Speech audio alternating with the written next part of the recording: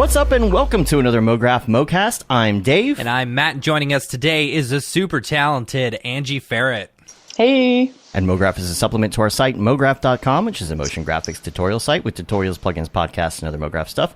And on the show, we talk about everything ranging from motion graphics to Cinema 4D, After Effects, plugins, render engines, doing business, doing taxes, being a contractor, or working for the man. You can email us, info@mograph.com. Let us know what you think about the show. Questions, comments, concerns, queries, grievances, show topic ideas, artist suggestions. We're on Facebook, Twitter, Instagram, YouTube, TikTok, and mograph.com, of course. Send us your suggestions. We want to know what you want to hear about, what you want to hear in your ear holes. And if it's noob, I'll reiterate this. If it's a noob question, you feel like, oh, I would never ask that question on the air. You know what? There's probably like a million other people with that question. So feel free. If it's something maybe we talked about 2 years ago, maybe we should talk about it again. Maybe there's some topics that we have to hit up again.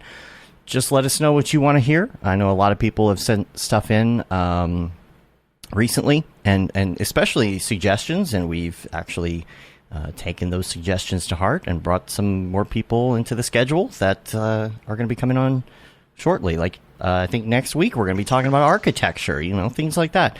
So send us stuff, and it doesn't even have to be an email. It could be a tweet, it could be an Instagram message. Get all up in our DMs. It doesn't matter. We got a lot in the week wrap up today. We actually have, first of all, the course for Procreate is so close. My goal was to have it done last night as a soft launch. It did not happen. Too much other stuff going on. It pushed it. You ever have your schedule just full enough? It was Halloween. Dave had to go trick-or-treating. So. No, I didn't I was actually working on it last night while trick-or-treaters were coming in, and it's mainly, one little meeting here pushes something, and another meeting here pushes something, and one email that you have to write for 30 minutes pushes something, and it's so close. It's like I need 2 or 3 more days, but I only have 2 or 3 days available over the next 2 weeks to work on it. So I'm really trying my best. We did a lot of quality control. We did a lot of edits and things at the last second that I feel are really going to increase. Like if you were a beta tester, there's a lot of quality of life improvements we made. Our beta testers, we take everything they say to heart, and we really try and do everything that we can to make it great. And I've been working really hard on a promo. It looks good. It's a very, very difficult promo to put together, and so I've just been knocking that out. The rough draft is done. Just got to put the bow on it. So, and the thing is, a new Procreate came out today, and that's kind of like, oh God, like maybe that's a good sign. Maybe we need to check and see if anything's like majorly different. But so far, it looks the same. It's just the fact that they added the 3D tools, and I'm excited to use the 3D tools. I think that's going to be cool. Yeah, I want to paint on a skateboard, right? Like in their video. Do some graffiti, and that's it for Procreate. We've also got a new article out. We've got a lot of articles coming out, just like almost every week now. So this one is a satire with a serious message about plastics and waste, and check that out. That's going to be in the show notes, or you can just go to mograph.com/news to check out everything. Also, we wanted to talk about the fact that we've got a meetup coming up. Yes, we just do. Announced. Why don't you give us the details on that? Okay, let me go to the Eventbrite page because I know all the info there. So we're doing a meetup Saturday, December 4th at Brace Canyon Park in Burbank, California. So anyone in the area, or if you feel like coming and hanging out, go on to Eventbrite and search for a Mograph meetup, and you'll be able to find tickets there. It's $5, but that'll cover food as well. So food and drinks. We're not doing alcohol. There's no alcohol. We may do a beer meetup afterwards. Me and EJ were chatting about it, but for right now, it's just a meetup at the park. We're all gonna have some play some fun games like cornhole and hacky sack and stuff. So I expect you all to be there.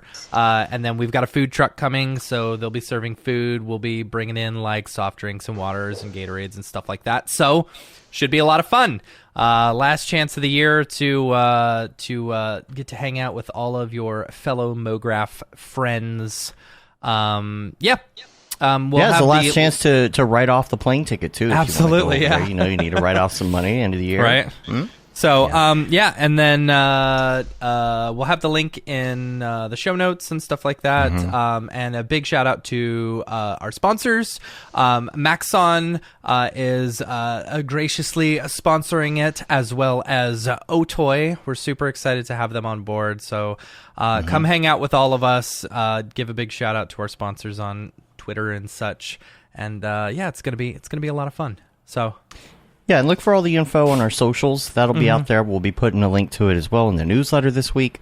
So I know a couple people have asked like where they can find the info on that. So we will be putting out more information, and we'll have a link to the Eventbrite show notes as well. Yep. So just check out the things this week. You'll find it. And let's see, next on the list, just a couple odd random things. Windows 11 is out. And okay, all right, have like Windows 11 is out. I'm interested to hear if anybody has tried Vista or it, die, baby. Vista or die. Yeah, right.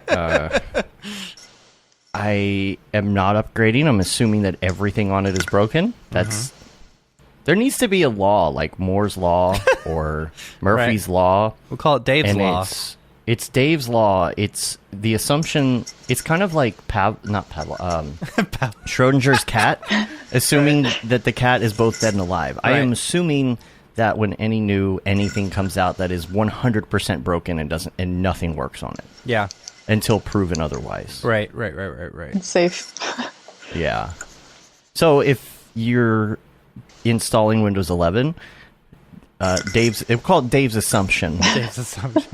Dave's assumption is that Cinema 4D doesn't work on it, and that Octane doesn't work on it, and that no NVIDIA driver works on it. Now, assumption. I'm probably wrong, but I have to find out for sure. Dave's assumption automatically assumes that until proven otherwise. So I'm asking other people to let us know how that's going for you if you've decided to go down that rat hole. And if it's worth updating or, see, hell no, not going near Windows 10 for at least 6, Windows 11, right? Aren't we currently Vista or die, baby. Yeah. So let them work out the bugs. Let them figure it out. And we will be I would here be back safe on to our old even give it a versions. year, honestly. I'm on an old version of Windows. I'm on an old driver. I'm on old Octane. I'm on old Cinema 4D. I'm on old After Effects. I'm on Premiere 2019 because it works. If it ain't broke, I just moved over to R25. We picked up a project this week, and we installed 25. We decided that we're going to, for this new project, switch over to 25 and use the newest version of Octane and stuff like that. So, super exciting to get my hands dirty. I've had quite a few frustrations, but trying to figure out where everything is. I know, and that's the thing.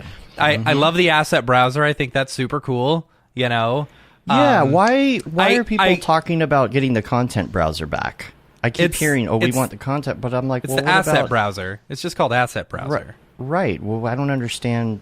What's the problem? Because the content browser used to be up on the upper right-hand corner or whatever. Now you got to go to Window Asset Browser, and then it brings it up on the left side, which I think is stupid, especially if they're talking about like minimizing the amount of like. Can't you just move it?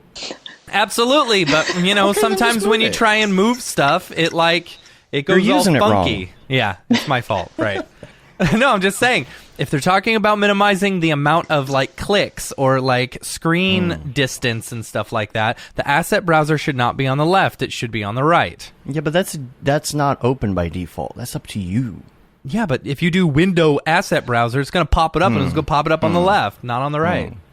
So, well, either way, we downloaded it. We're making ourselves use it to get used to the new interface, and I'm sure a year from now we'll forget the old interface. Right. The hardest part is like switching. Like I have forgotten numerous times, like that I'm either in point mode or edge mode or face mode. Like the number of times that I have forgotten that I'm in that mode, because and I'll find myself like I'm working and then I do something, and what would normally be second nature or muscle memory to like unclick or click, I find myself pausing, being like, I'm not sure what to do here, and then going on and doing something else and completely like skipping that step, you know? I don't know. I do that all the time already. So I find that I'm always in face mode. Yeah. Or point mode by accident. I've always done that. And then I go down and I try and change a coordinate and I hit apply and it doesn't change. And I'm like, what's going on? I also don't like that the coordinates, the world coordinates aren't there anymore unless you go into model mode. You know? I don't love that. I don't love that. I wish they were there at all times. Those are all little things, though. Those could change. You know, if Apple can revert back, anybody can. Oh, right? that is true. That is true. Yeah.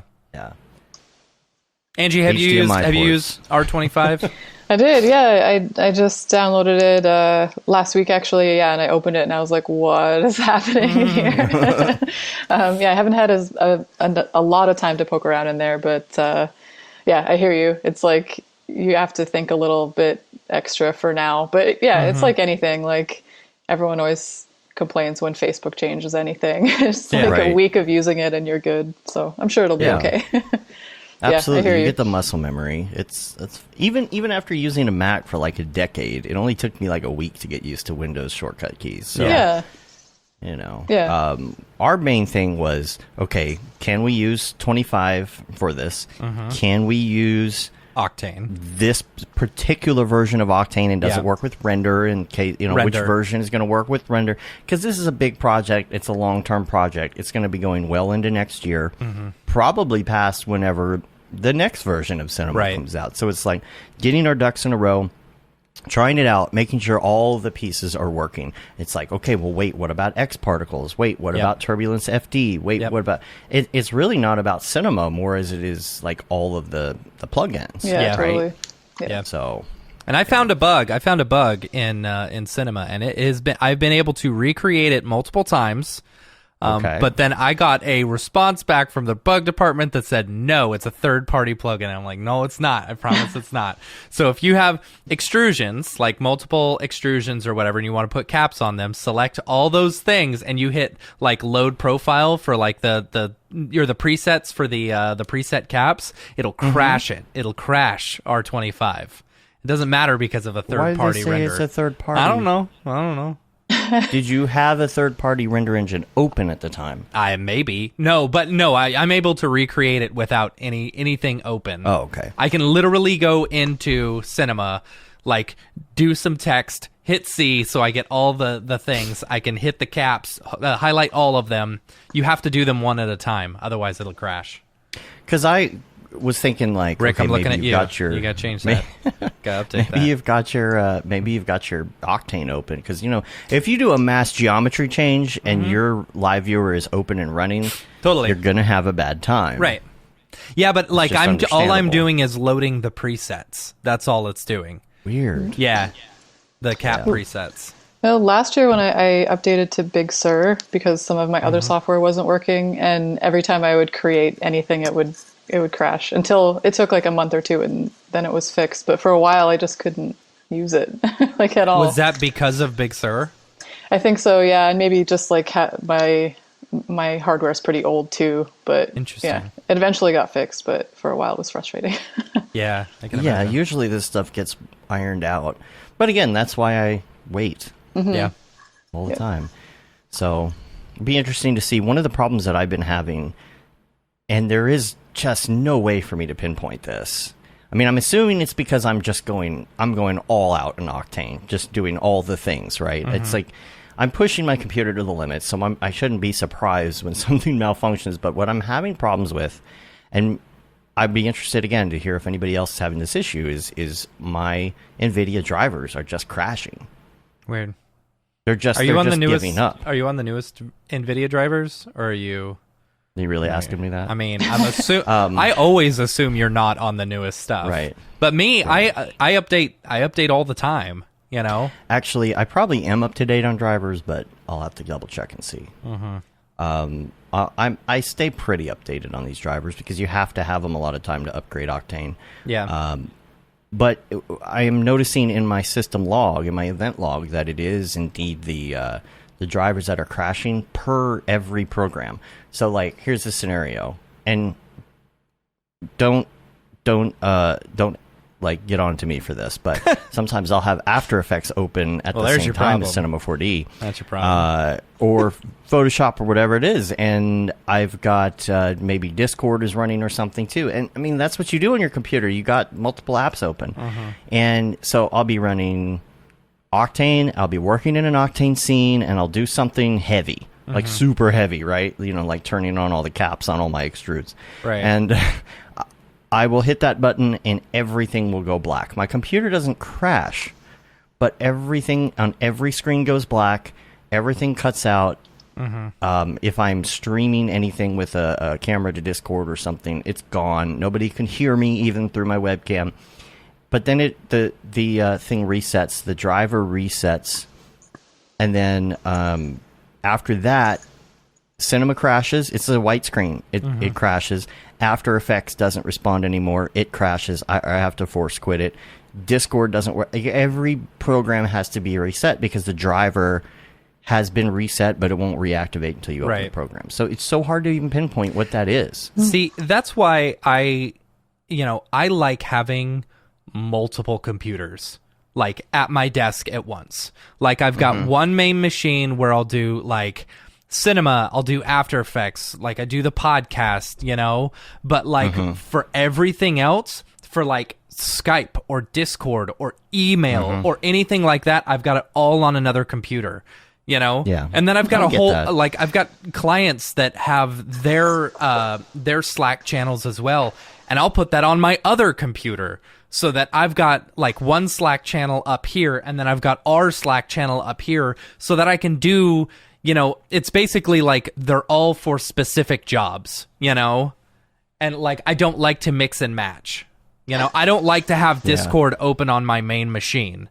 I like having Discord open on my email machine. Even though my email machine is still very powerful and could be used as my main machine, Yeah. Like, I just wish that there was a system that would protect against that, because I think what's going on, I think it's a memory leak or some sort of issue like that. I wish there was just something that said, hey, something's going on here. I'm going to protect this from everything crashing. Right. And Pedro says, you can install the NVIDIA GeForce Experience.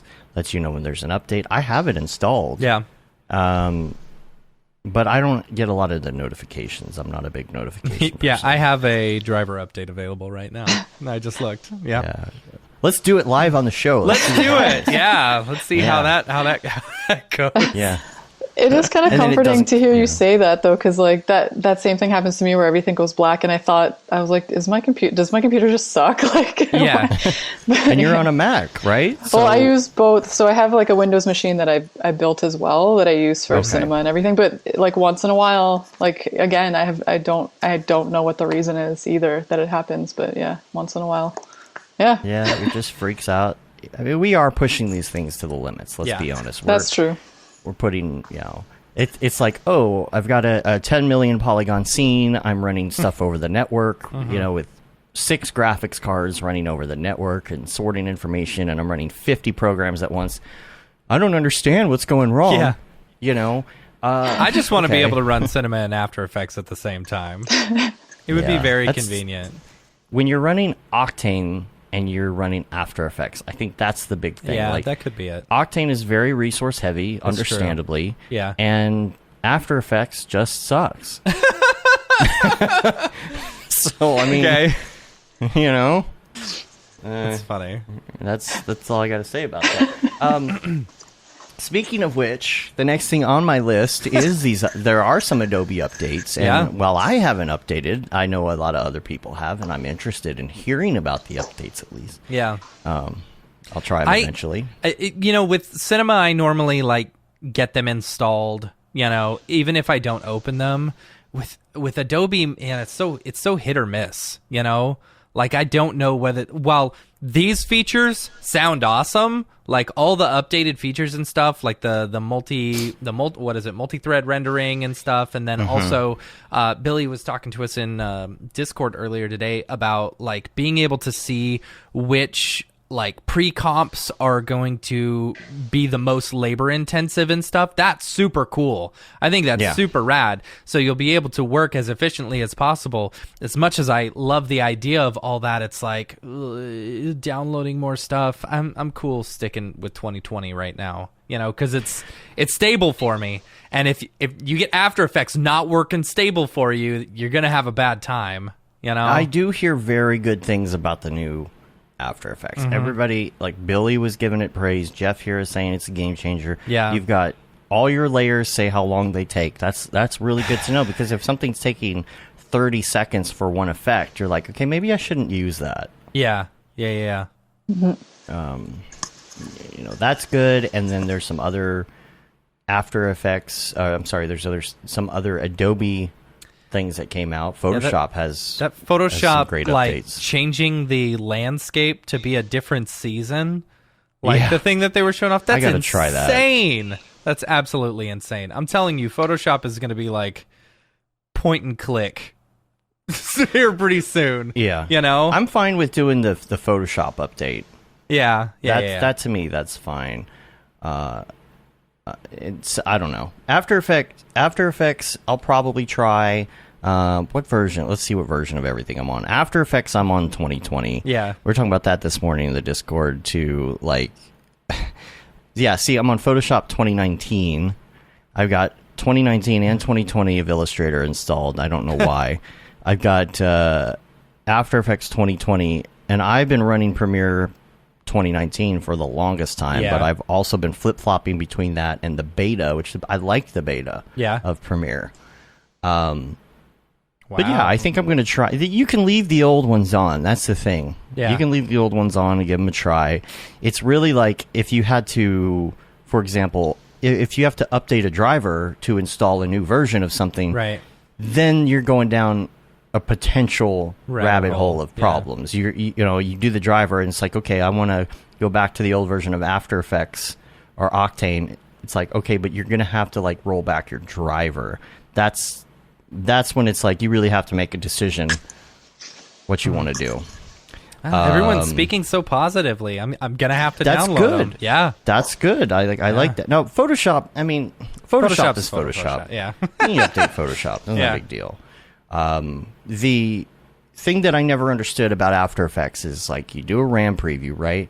It's full green bar. Yeah. You hit play, it doesn't play real time. Yeah. Why? Yeah. Why? I only have that problem on Windows, honestly. Really? On Macs, it seems to buffer it all fine. Yeah, I don't know why. But I hear you. See, I was complaining about it earlier, but I was on a Mac. Yeah. Interesting. What is AE's speculative preview? Is that is it? I don't know. Speculative? What is speculative preview? What does that mean? I don't know. Is it AI predicting the future? Predict what you want to do? Speculative. I'm looking it up. I know, I'm me Googling. too. What is it? Speculative preview. Is it a lot cooler than it really is? I know, right? Is that the thing? Oh, that's the beginning to render in the background. Now, this is another question I have. That's good. Didn't that already exist? That should have. No, I don't think it did. It should have already existed, you know? But I thought there was a thing where you would see the little bar loading for a bit if you're just sitting there not doing anything. No. Am I crazy? You're crazy. Didn't that exist before? That didn't, no. Nope. It didn't exist before. It was always where, so at one point, I think it was like, I don't know, 2017 or something, they updated it to where, you know, if you put like an effect on like something and then you went through and did the preview, so you had full green and then you're like, no, I don't like that. If you added or deleted something, it would go back to the previous render so that you wouldn't have to redo that. That's the only sort of like background stuff that they've done. I swore it was pre-rendering before. I swore that was a thing. No, you may be thinking about like, what is it?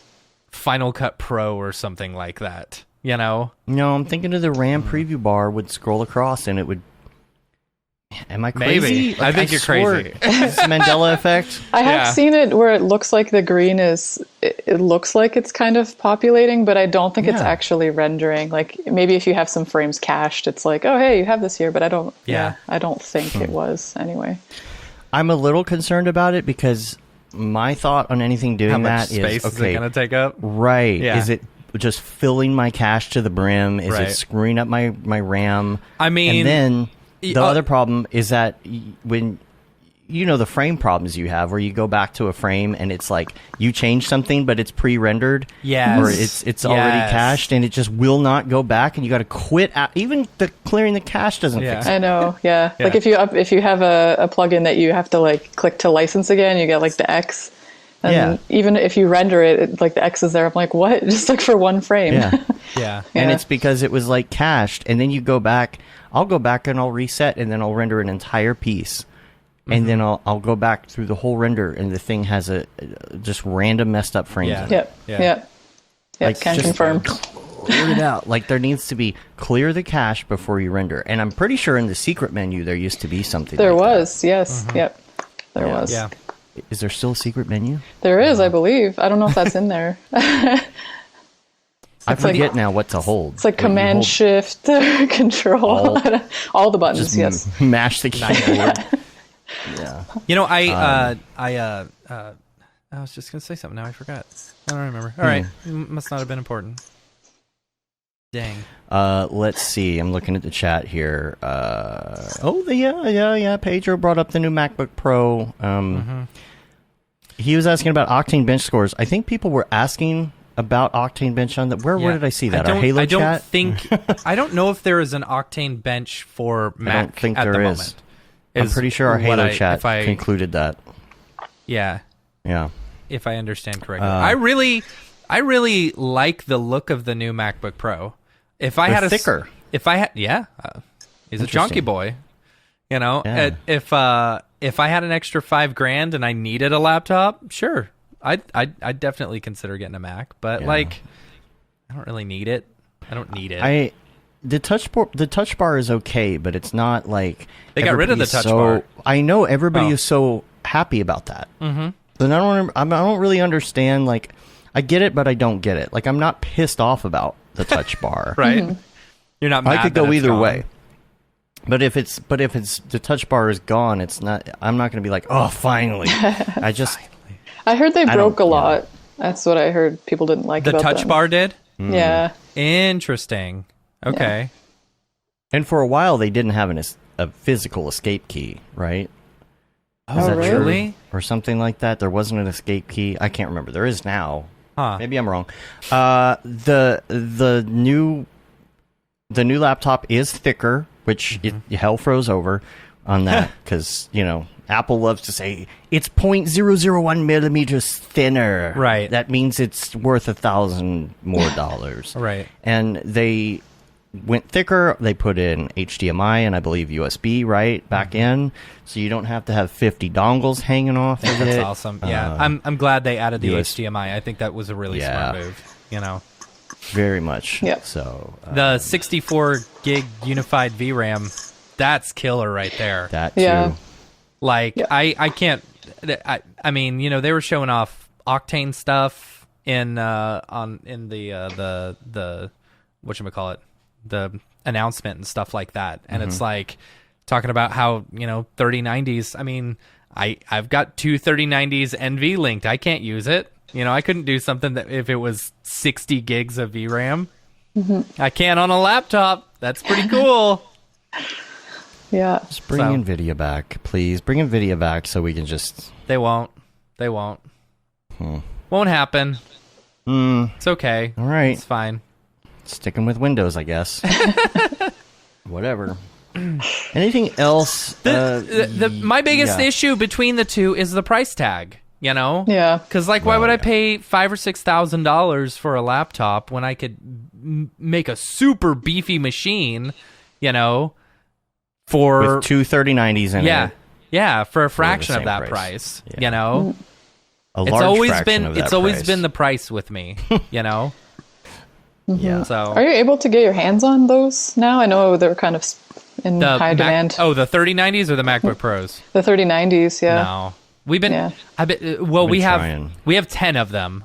Do we have 10? Yeah, 10 of them right now across me and Dave's office, and then I've got two 2070 Supers and a 2080. But we're trying to get 2 more 3090s to even out my workstation and Dave's workstation, right? And we've been my trying. My workstation's good. Yeah, I need 2 more. I don't need have 2 room 3090s. for any more. Right. Yeah.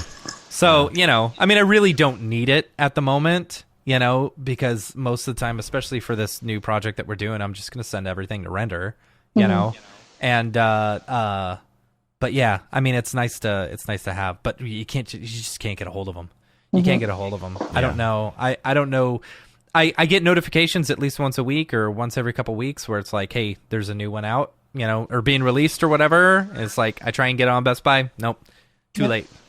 Yeah, that's what I hear. Yeah. Sadly. We've been like, we haven't bought any for over retail. It's all been retail. Yeah, And it's all we've been just retail. Been playing the slow game all year. Whenever we can get our hands on one, we get one. Yeah. You know, and it worked really well for a while. Yeah. But I mean, I'm super happy. You know, we did a lot of work to pay for them. Yeah. And now they're here and they're installed and they make life so much better. Yeah.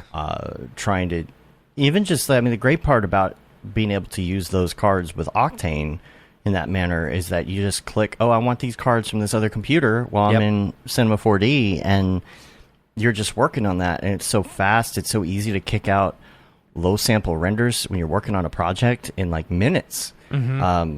So yeah, I mean, I'm sure everybody's like, oh, that's expensive, you know, but yeah, I mean, they were paid for by other projects. Yep. And now they're making other projects go faster. It's a cost of doing business, and it's worth it.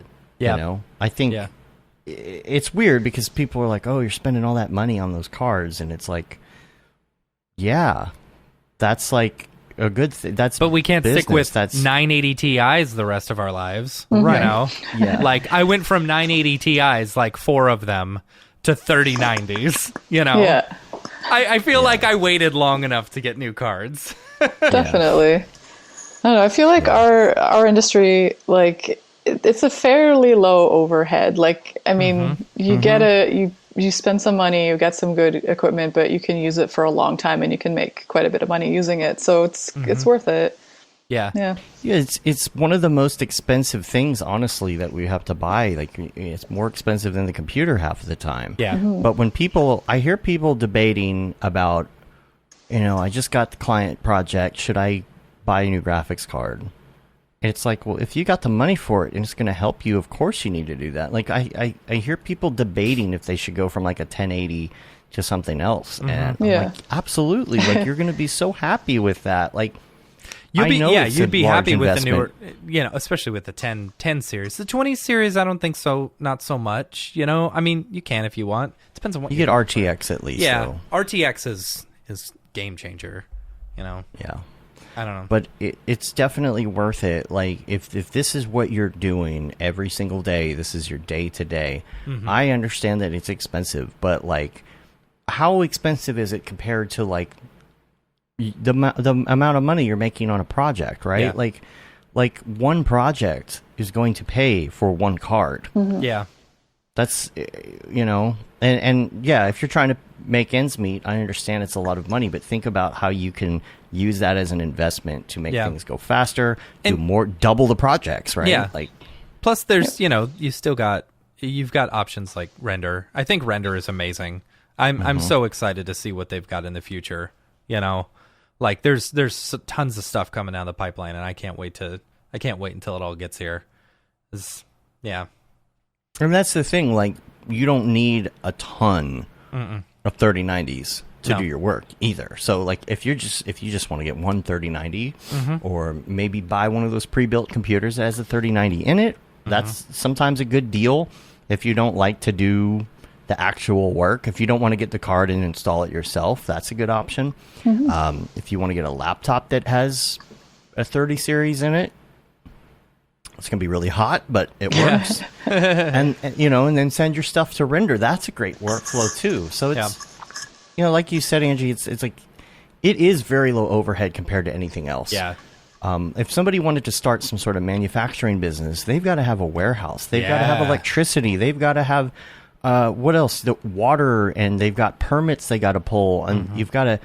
There's all of this stuff. And if you're a designer working out of your house and your only expense is the computer, and the software. Come on now, and the software. Well, and the software on the computer, very low overhead to get started in this. So, the hardest part is starting, right? Chicken and egg scenario. I can't do these renders without the card, and I can't buy the card until I get to work, and that's understandable. Right. But it definitely snowballs once it gets going.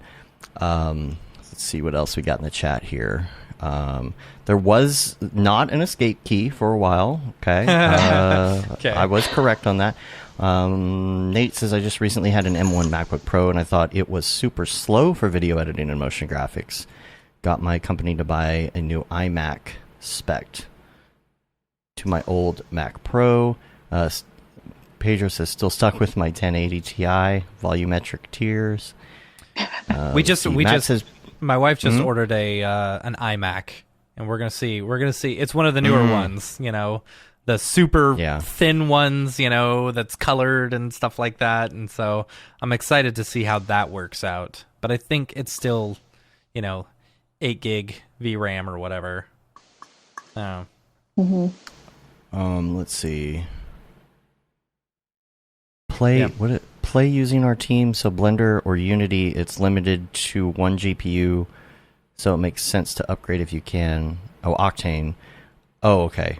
And then Francisco, render is a lifesaver, $30 to $50 to get a render back in an hour. That would take my 3090 12 to 14 hours and lock me out. Yep. Absolutely. That's the biggest thing. That's the number one thing that I really liked about it. It's like, on this project we were doing earlier this year, I was having Nick and I were both render wrangling, where it's like, okay, we'd finish up a project and then we need it to render. And instead of me just setting my computers to go, because we needed as much, editing time and, desktop time.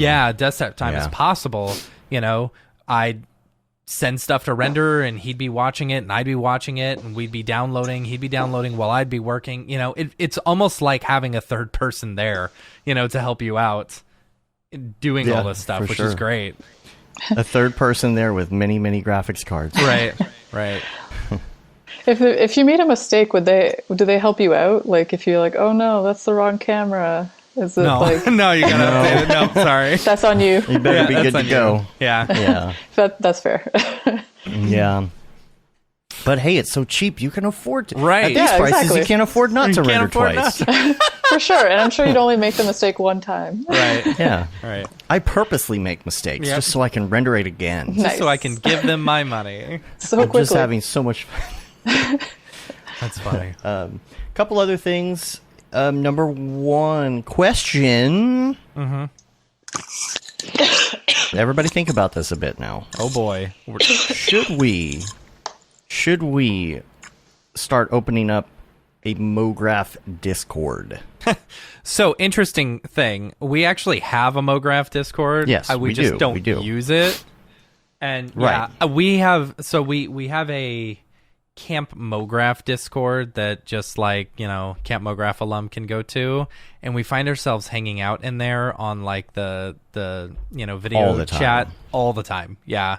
So and it's great, but there's certain people that we can't invite because it's camp. It's just supposed to be for just campers. So we're thinking of moving over to Discord from Slack. Y'all let us know what you think, because and it might be a long transition time, but what we would do is we would get Ross or somebody to help us get this running, right? And get his expertise in Discord. Set it up with the same channels, right, and do all that. But it's going to save everything. It's going to archive everything. Yeah, that's the one thing that I like about Discord is being able to go back and look at other stuff without actually having to pay for Slack. So it's not like we're going to shut the Slack down or anything. It would just be like possibly a transition or something. I don't know. I just wanted to get people's opinions on that because there are some features in Slack that they're just never going to add for free. Yeah. Pedro says Slack. Interesting. Interesting. Huh. I'm assuming VJ is saying yes for Discord. For Discord. Yeah. Yeah. But we might just open it and start trickling some people in and just see what happens. Yep. Just try it out and hang in things. The other thing is you had a note about updating GSG Plus. Oh yeah, so that was one of the things with 25 when I was updating all my stuff. I did notice that I ran into an issue where I had downloaded all this stuff for 23, and I had all the GSG stuff. Well, when I linked my 25 to the location of where all my GSG stuff is, it didn't bring in like Everyday Material Pack or the one of the Modern Collection Pack. And I was like, oh no, am I gonna have to delete this and download the entire thing again? That sucks, blah blah blah. But apparently in your hub, if you just go to help and then like check for updated materials or something like that, it'll take a second to download some stuff, but then boom, worked right away, which was great. It was very, very cool. So I have officially re-upped my subscription to GSG Plus. I cannot give it any greater, like it's part of my tool. Everyday tools. Yeah. Like it's one that I just can't live without now because of the amount of materials and like the quality of the materials and everything. They just are so good. It's one of my must-haves now, especially getting away from Polygon. Like I wanted to get away from Polygon because I'm not a huge fan of his politics, Andrew Price, right. and like his whatever. And so I haven't even looked back ever since I picked up Plus. So big shout out to GSG. Really happy about that. And the only thing I would say is just make sure you put it on a drive where you're going to have room. That's my only problem is I didn't think about the fact that this was going to be a really large install. It is, yeah. I mean, of course it is. You got all these probably like big textures, 30 gigs or something like that. I think it is. Yeah. Just still pretty big. Yeah. I've got my software on an M1 drive, and then I've got my cache files, on a second M1 drive, and then I've got another drive that has all of my like auto saves and whatchamacallit and Dropbox and stuff like that, So I've got a dedicated Dropbox drive, dedicated M1 cache drive, which I always end up throwing extra stuff from my C drive on because so I got to go through that. But on my main drive, I try and only keep software and installs on. So it's a good way to do it, I think. Yep. Let's see. That's it for the week wrap up. That was a long week wrap up. It was. But, had a lot going on. A couple quick things for Ravcock. What's your flavor? What's your flavor? The first thing is Jules posted that Octane 2021 stable is out now. Officially. Is it official? Officially, yeah. Okay. I don't think render is updated to that yet, right? I am unsure of that. I can check right now. I am very confused with numbers on everything. I couldn't tell you. These days, it's like I don't even know how people number anything anymore. What version of After Effects I can't do you tell have? you whether 21.54321. I can't tell you whether it was actually updated for everyone because I'm on the 2021 beta on render. So, it's very hard to keep track of what's and like Octane, for example. That is something that very often I will try the beta of, because if a beta has been out for a while, it's pretty freaking stable at that point. The betas go on for quite a while, so sometimes I'm like, is that not already out? I'm like, oh, I just been on the beta for 2 years, or a year. I mean, that's funny. Yeah. So the C4D version isn't officially out yet. You can download it from the forum, but the stable version isn't released. Oh, the C4D version. Yeah, the C4D version is not out yet. Okay. I'm sure Ahmet will have that in like 2 seconds. Yeah, I mean, they're already on 2021.1 R3 or something, and I think it was a little while between R2 and R3 updates, so there's probably not that many bugs. I don't know. Oh, After Effects is changing to just the year. That's good. But are they updating it twice a year, like they have done?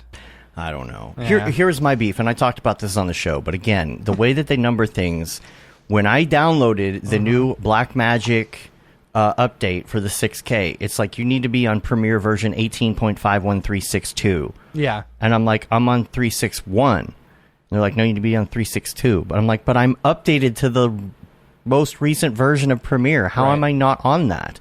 Turns out you have to use the beta. Oh, that's dumb. Yeah. That's the beta dumb. is the point to whatever it is. And I'm just using these numbers randomly because I have no idea what they are. But, yeah. The other thing I was going to say, too, is that you got the 2021 stuff in Octane. Mm-hmm. You got the new stuff, which is going to be coming out, and we're going to be hearing a lot more about pretty soon, as far as Brigade and everything else, right?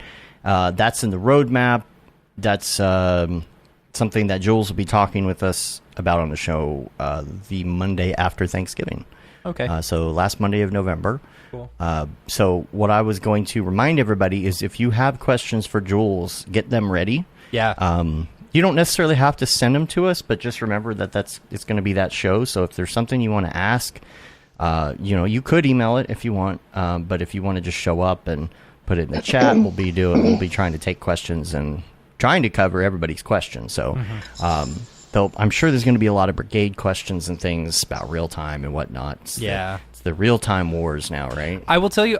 Speaking of real time, I tried out Redshift RT this past week or whatever. Like, I just opened Redshift while I was installing all my 25 and stuff, and I opened up Redshift to make sure it was there, and then I saw the little RT button. I was like, ooh, let's try this, right?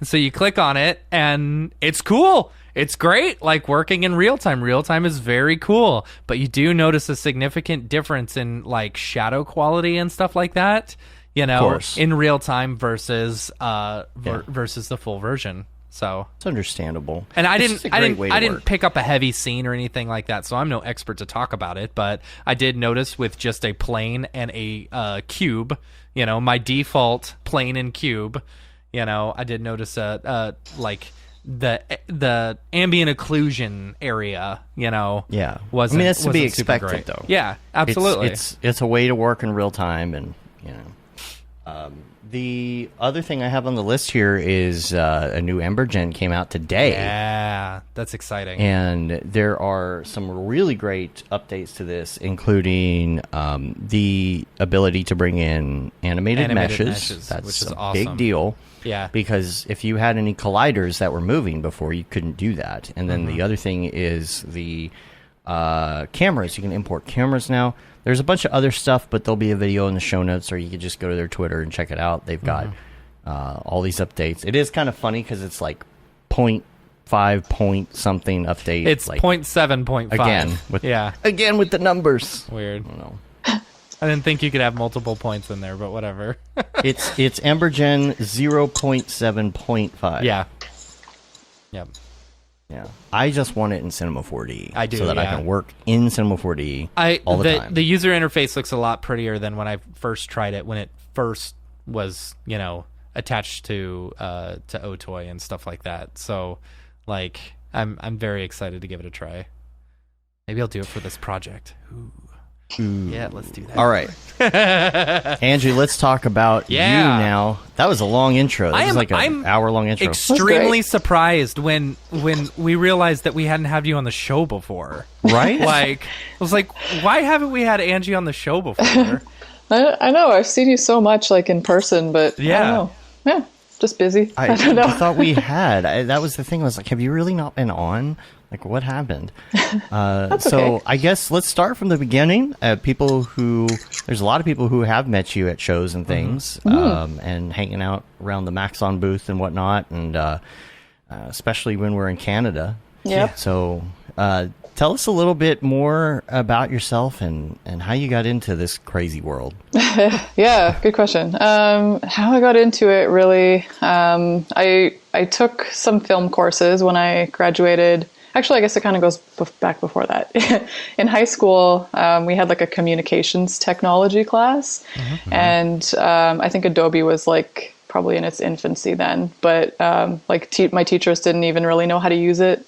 And I had a lot of really supportive teachers, like I wasn't that great in math, and English I was okay, but those teachers kind of let me take that class time and like explore, like at like Premiere and like stuff like that. So they kind of like let me hone my skills there.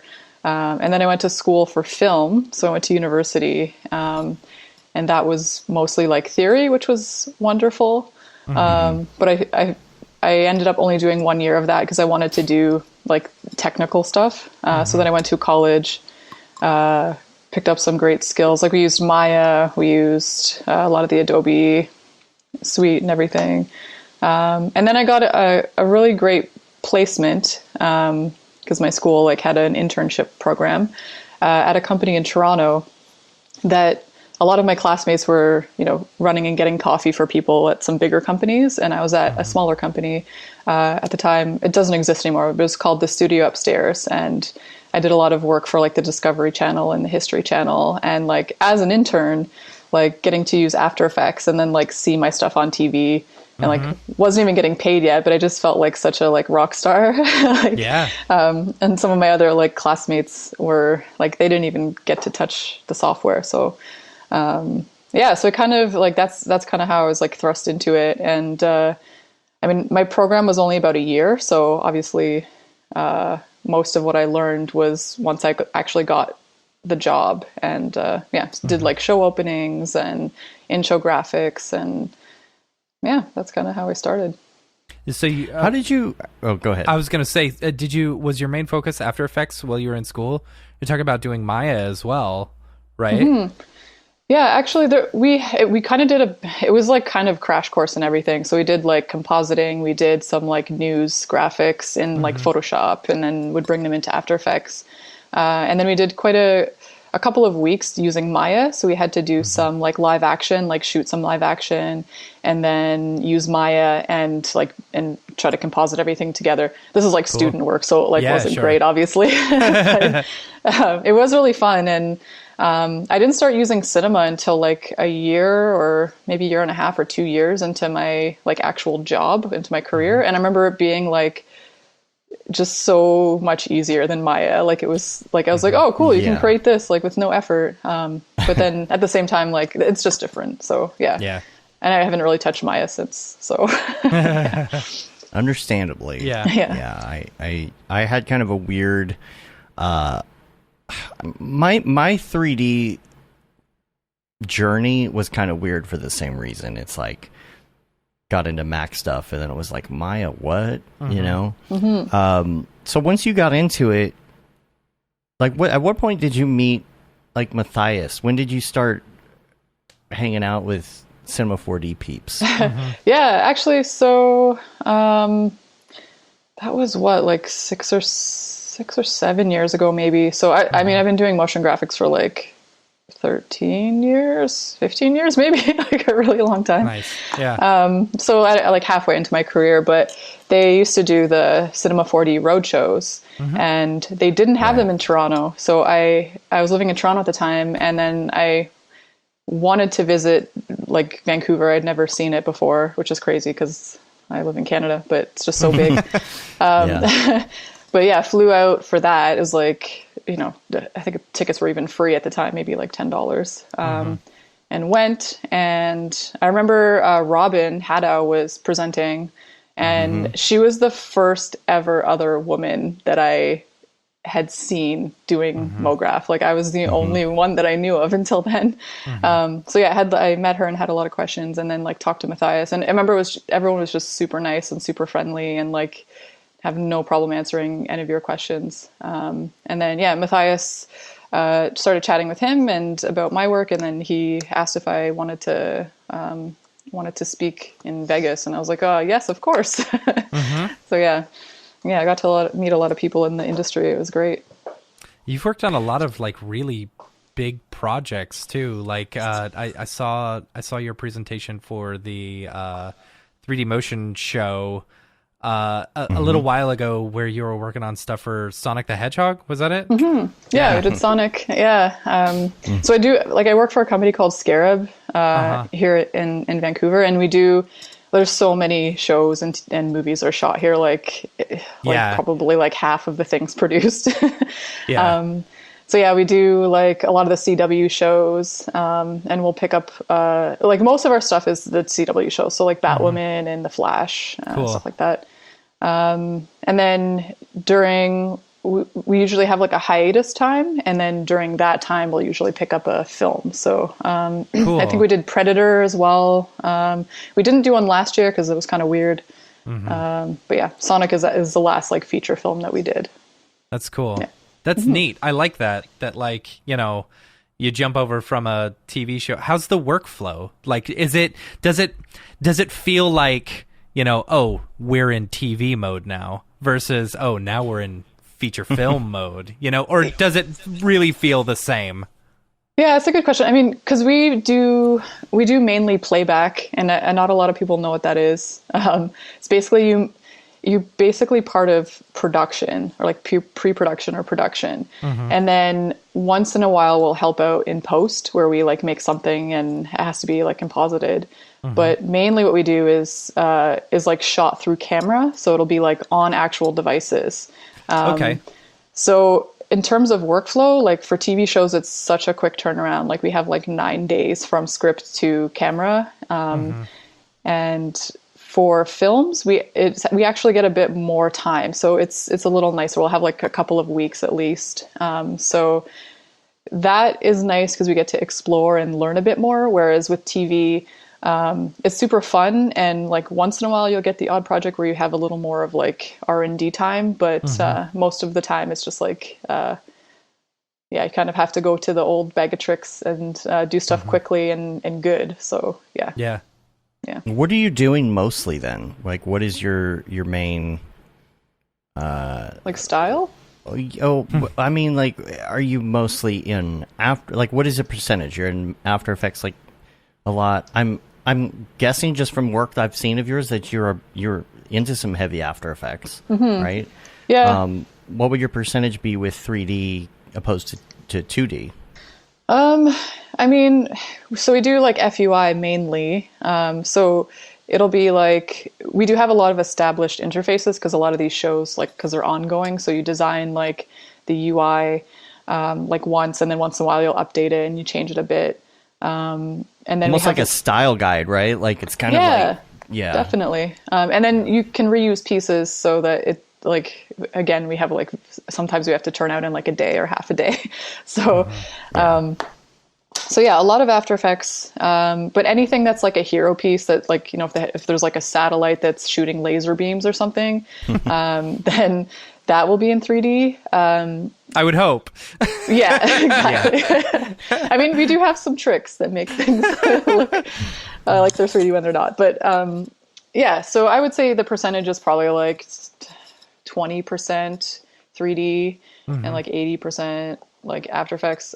We try to make our workflows and procedures like as seamless as possible, because you're going to have to hand your thing off to someone else tomorrow. Sure. So we'll do a lot of like prepping things in cinema, and then usually like there's a great thing, I forget the name of it, but you can export an animated OBJ sequence and bring that into Element 3D. And that's a lifesaver sometimes, because like, that's cool. I didn't realize you can just do that. Yeah, I think I found it by fluke, but it's it's been pretty great because you can animate stuff in cinema and then bring it in, and then you still have like the camera integration in After Effects and everything. But yeah, and then once in a while we'll actually kick our renders out of cinema, but they're not super heavy. Usually it's like wireframey or diagrammatic, so it's not is it a lot of HUD, FUD stuff? Yeah, exactly. Yeah. Okay. Yeah, pretty much all of it. Nice. Man, I'm looking at your Instagram right now. You've got the photo of us all at Seagraph. Yeah. This is great. Oh my gosh, I can't make it any bigger. I'm trying to enlarge it, but I think is that you right? It's so blurry. Yeah, I'm the tall person. That's you right there. Next to old beardy fat Dave right there. Beardy fat Dave. Look, I'm literally wearing the same shirt that I'm wearing right now, and it's twice the size on me now. So that's hilarious. You know, got that going for me, which is nice. Yeah, that's awesome. Yeah, look at that. I see your runs and everything. I like them. Oh, that's right. That's right. Yeah. We're on Strava together. We are. That's fine. I've been slacking on there though. Yeah. Oh gosh, I miss all of these people. I All of these know. people. Oh man. It was a bit heartbreaking because I was supposed to go to Vegas in April of 2020, which I'm sure you were as well. Yeah. And like had my Yeah. presentation prepped and I was so excited. And then it was like, Nope. nope. Yeah. Yeah. But yeah, it is what it is. It's been so long since Vegas too. Yeah. Like, I'm ready to get. Gosh. All right.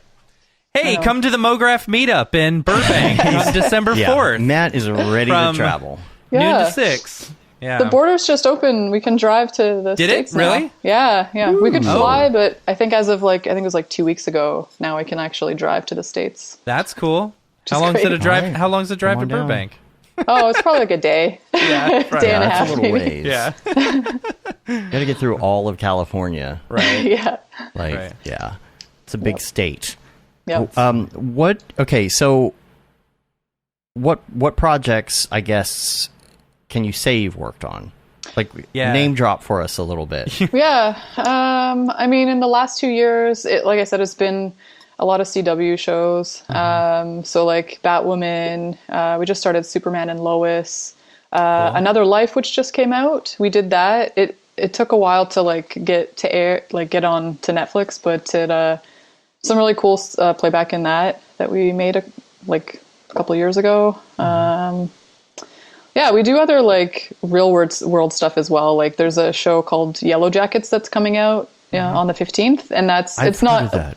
I think the What is show's that? going to be really good. It has like Juliette Lewis in it, and Christina Ricci is in it. Oh, yes. That's where I heard about that. Last night I saw the trailer for that. That looks Yeah. good. So that one we just did just some simple stuff like some phones and like real worldy stuff. But it's fun too. It's like get to create some more like real world apps instead of like crazy FUI stuff. So Yeah. Yeah. And are you, you may have said this already, are you working from home mostly, or are you going to the No, office? yeah, we've been fully back in the office since last October. So we wow. did, yeah. And we are hiring new people. So like we were a little, we got a lot of shows and stuff come in and didn't have Good. staff up. Yeah, and I think there's like Yeah. there's just like a shortage of people in general in this town. So it's been nice like meeting some new people and working with some new people in the office. It's great. Yeah, I feel like our industry went through a little bit of a slump for a minute, but gosh, it's almost like there's just more content that needs to be made Yeah. now because of COVID, and there's more like I don't know. There's just all of this stuff. I think more companies got comfortable with the idea of people working remotely. So yeah, there's much definitely. more remote work available, as well as companies got used to using motion graphics and 3D and stuff instead of actually like shooting things. So it's like they like the idea of all of these things, and it's only helped our industry since. Definitely. And it's only going to get like bigger. Like it's only going to expand. You know, and virtual production stuff as well is like taken off. I don't know if you that too. Yeah. if you've looked into that at all. Have you worked in any of that at all, or? I haven't a little bit like dabbled a bit in Unreal, but I haven't done anything like for an actual show. But some of the people that I work with are getting into that. It looks really cool. Yeah. There's a lot you can do with it for sure. Yeah. When you're designing some of the okay, first off, how did you get into the HUD FUI stuff? Because for me, that is like that's a whole It's own thing. It feels like it's its An own art form. thing. It is Yeah. it is a total art form, and you can do it well or you can do it really shitty. And I don't do it great. I just steal elements from pre-made things, assets yeah. and already put them in there. Like how did you get into it and such? Yeah, great question. So, I mean, I did a couple of like freelance projects that were kind of like UI based, like kind of visualizations for apps, I guess. So, like an accounting software that I did one thing for, where you just had to create kind of like a more basic interface that looks pretty in advertisements. And a couple of those types of jobs. And then I applied at Scarab, and that's basically all that they do. So I guess my little videos that I had done were enough to get me the job, which is great. But to be honest, like a lot of it was, I just look at other people's work, kind of thought about some projects that I would want. So one project I went through, just as like a training exercise for myself, was like, if I had an HUD, because I ride motorcycles all the time, like what would I want? Yeah, that's a good idea. Yeah, I like that. Yeah. I like that. Yeah. And I know some helmets do exist with that, so it'd be nice for it to like develop a bit more. But yeah, just that. But most of it is I kind of like learned, like once I got this job, is just like, you have to think a lot. You're like, how is this going to function? And you kind of have to like UI, UX design something that's not even real and make it so that it's functional, so that like the actors can interact with it and it looks believable. So yeah, do y'all have any set assets that you're able to pull from, or like a library that you've created yourself, where you're like, okay, I need this and this and this, or are you creating a lot of the stuff from scratch? It depends what it is. So if it's like, for the Flash, they have certain sets that they use all the time. So it's like, in the Cortex, there's a satellite or something that's shooting, and they need to eliminate it. So we'll just take the interface that already exists for that set, and then a lot of them we've built into these modular pieces so that you can just like take certain aspects and kind of put them in. So again, you don't have to focus so much on like those parts of the UI. It's more like the hero, we call it. Yeah. Okay, I get that. Yeah, that's cool. And you use the similar look, but for those pieces, it's kind of like carte blanche. We can like make it look and function how we want. So yeah.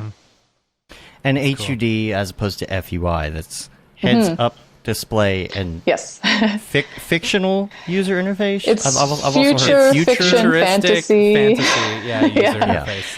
Yeah. It's basically creating this fantasy world and it's funny how it will influence real culture. Like a lot of companies will come to these people who are making the fictional designs and say, hey, you kind of got this down, why don't you make a real interface for us? Yeah, I love the idea. I love the idea that you said, like that's kind of like one of those eye-opening comments where you say, you're riding motorcycles and you're thinking how you would like it to actually work physically, right? That's rad. I like that.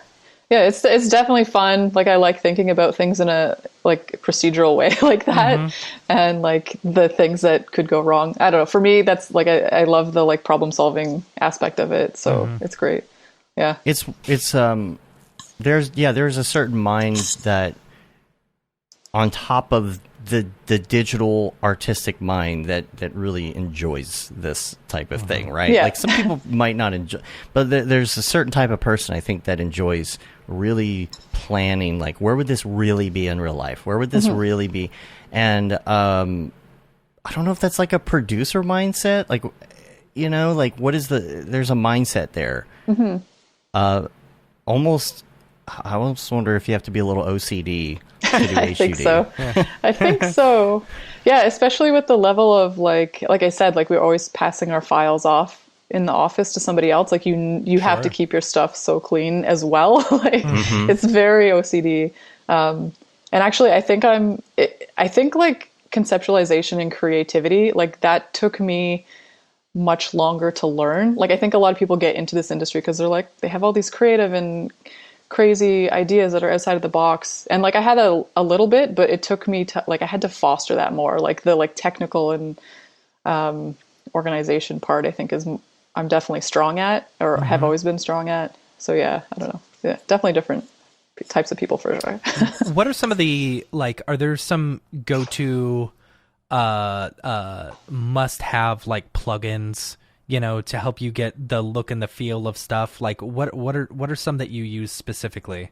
Yeah, I mean, we have like I said, we use Element a lot because that's super helpful in 3D space.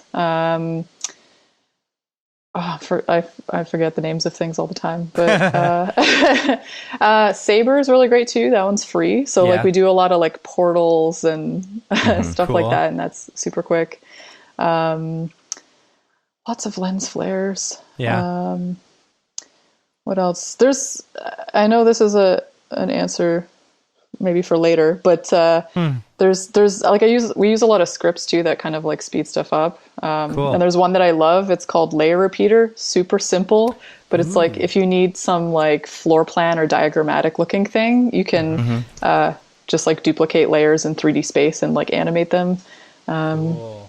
Yeah, I don't know. I don't know if there's any like absolute go-tos, but things that speed up the workflow for sure, helpful. Cool. Yeah. Have you ever worked with Robin directly on? Not directly, no, but she did work at Scarab previous to me. So. Yeah, I was gonna say I think I remember her showing off some stuff that she did with Flash, right? Mm-hmm, yeah. So I've definitely touched her files, but not directly. Yeah, and she did. We just came out with that article a couple of weeks ago. She did a bunch of stuff on WandaVision. Amazing. And you can see like some of this is heads up display, right? Yeah. But like some of it's on a screen, so I guess you wouldn't technically call that a heads up display. But just so much. Like you look at this stuff, and I've heard her talk about this before as well. There's like a reason for all of these little things. You see these little things, and there's like a meaning behind the design. Like, what is this zone A, zone B thing here? Like, there was some thought actually put into some of this stuff having to do with the story, or a lot of times what they're touching. So my question is, do you often have to design around what people are doing? Very often. It's like, oh, that would work really well, except they touch the right corner, and the right corner doesn't have anything on it. Like, how do you deal with that? So, well, like I said, like playback is like we do it before, and then we like basically print. We publish these mini apps. So we have to think, like we read the script, and then you think about, oh, this is the state that it's going to be in. This is what the actor is going to do, and then this is the state it's going to be in after. So you're kind of like directing what the actor is doing. So, for example, it'll be like a map search. So we'll have like a loop of a map search, and then they're like, okay, zoom into whatever, this part of the city. And then they like touch the screen and then it zooms in. But those are all chunks that we have like rendered out. And it looks like they're doing it, because like if they touch the screen, it actually activates the next thing to happen. Interesting. But yeah.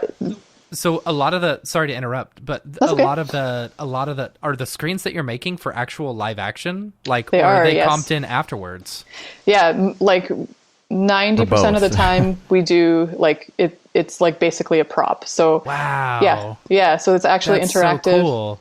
It's way cheaper, obviously. Like sometimes they'll have to comp stuff in after if it didn't work for a story point or something, and we'll help with that. But yeah, most of it is playback. So like, do you know how they deal with like the too much like light leaking or glow or something like that? You know what I'm saying? Yeah. So we have people on set that do all of that. So they we make the stuff, and then somebody, they're called an operator on set, will be behind the scenes like queuing it up and like, you know, changing the brightness. If it's shooting too blue, they like color balance it. So I can't tell you how they do it, but they're definitely. But that's cool that there's someone there. That's neat. Yeah. Man, yeah. I thought, like, every time I see this stuff, I just assume it's all comped in after the fact. Yeah, I did too before this job. Yeah.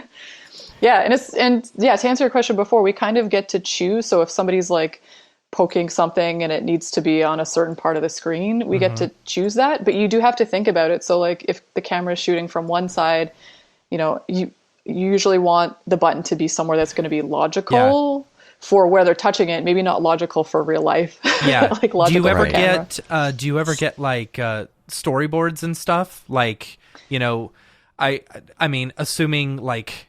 Because I would think you would want to make, you know, set everything up to where, you know, to where they're not crossing screen or something like that, you know? Like, do you ever get storyboards where they're like, okay, we're going to do over the shoulder shot, or we're going to do this type of shot or above shot or something like that? Usually not. Like for the feature films, we will sometimes, but for TV shows, like the people I work with are pretty good. Like we have a bunch of meetings and they kind of talk about it a little bit if they have that information, but usually not. We kind of just have to think about what they're probably going to be doing. Yeah. So yeah, that's cool. That's really cool, man. I'm telling you, see, it's a whole nother world that I just don't like. I just don't. Yeah. It's so interesting. Yep. Thanks. What other like real life things do you use for influence? Like for example, like in WandaVision, you can see here's like a spectrum analyzer in the right hand, right? Like that's a real thing. In fact, I've got a thing. Hold on. Dave has one probably. So, it's interesting. They make these. Let me go back to my 3-box here. They make these kind of Raspberry Pi-ish kind of, you know, they're kind of junky the way they're made, but they make like these analyzers, and you could broadcast with these. You can hack stuff with this. You can, do whatever. But in that photo there, that's like a real spectrum analyzer, but in the left hand is the cosmic microwave background radiation anomaly meter. Yeah. Are you doing a lot of like... A lot. Taking real world devices and like, what's a good example of that, I guess? Yeah, I mean, we do all the time. So that is a great example, the one you just gave. Like we do that stuff all the time. In the Flash, they're constantly searching for like dark matter and stuff like that. So they'll be scanning cities. Once in a while, props will let us know if they're building something like that, like something that is like a physical piece, so that we can maybe use parts of what they've built in our designs. And then sometimes they'll build like a phone into some crazy thing that looks like it's not a phone anymore, and then we'll like make some like app on there. Yeah, exactly. Yeah, that's cool. Yeah. Huh. That's so neat. Interesting. Now let's switch gears a little bit, unless you have more questions about FUI.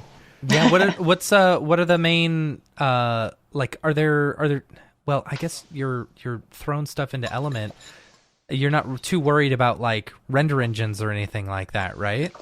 No, I mean I have used Octane just for some like more personal projects, like some medical videos and stuff like that. But for us, everything is mostly like diagrammatic, like wireframey. Yeah. Yep. That's cool. Yeah. I'd like to learn more like Redshift and stuff if I have the opportunity. Yeah. What other, okay, first of all, what side project, are you working on any side projects or like personal projects, animations, films, anything like that? Or is work keeping you too busy? I mean, it's this has been like the last, I want to say 4 months has been the first time probably in my life where I haven't had an ongoing like freelance thing going on at the same time. Yeah. And also usually I teach, but teaching has kind of taken a back seat as well because there hasn't been any in person. Right. But yeah, so I did some medical videos that were kind of the end of 2020, kind of the beginning of this year. And then my partner, who's a sound designer, he just got like his Atmos system set up. Ooh, so cool. I'm making a little video for him that is just like stuff floating around that he can like design. Not much story, but it's going to hopefully look cool. Some stuff floating around. That new Logic Pro, all that spatial sound and oh man. I don't know much about sound other than what he shows me. I know it sounds cool, but it's interesting. I imagine that's got to sound good. So he's got like he has a studio, right? He has a studio, Yeah. Is it at your place or is it a separate building? It's a separate building. Yeah. He's had it for like 10 years or something. I set up all the Atmos gear and that's cool. Yeah. Joel Zimmerman, aka Deadmau5, he gave us this preview, or what would you call, like a demo of it was something like that, and we were the like, Dolby stuff. I was blown away. Man. Yeah, that stuff is cool. way cool. Nice. It's like when you can hear that something isn't here on your right, but like slightly forward and up. Like it's just amazing that actually. Yeah, it's so immersive. Like it really makes you feel like you're there. Yeah. Yeah. Thanks, ears. Yeah. It's underrated. Yeah. And what's great is like because Logic does this now, the new songs coming out on iTunes are like this. They got, they even come with a sample version of a lot of Lil Nas X's tracks where you can like break them down and listen to some of the, the Atmos and stuff. Man, it's crazy. And the new headphones that Apple came out with too have the spatial sound. Binaural stuff. Yeah, and what I realized from some TikTok video is that you can actually lock your point in space.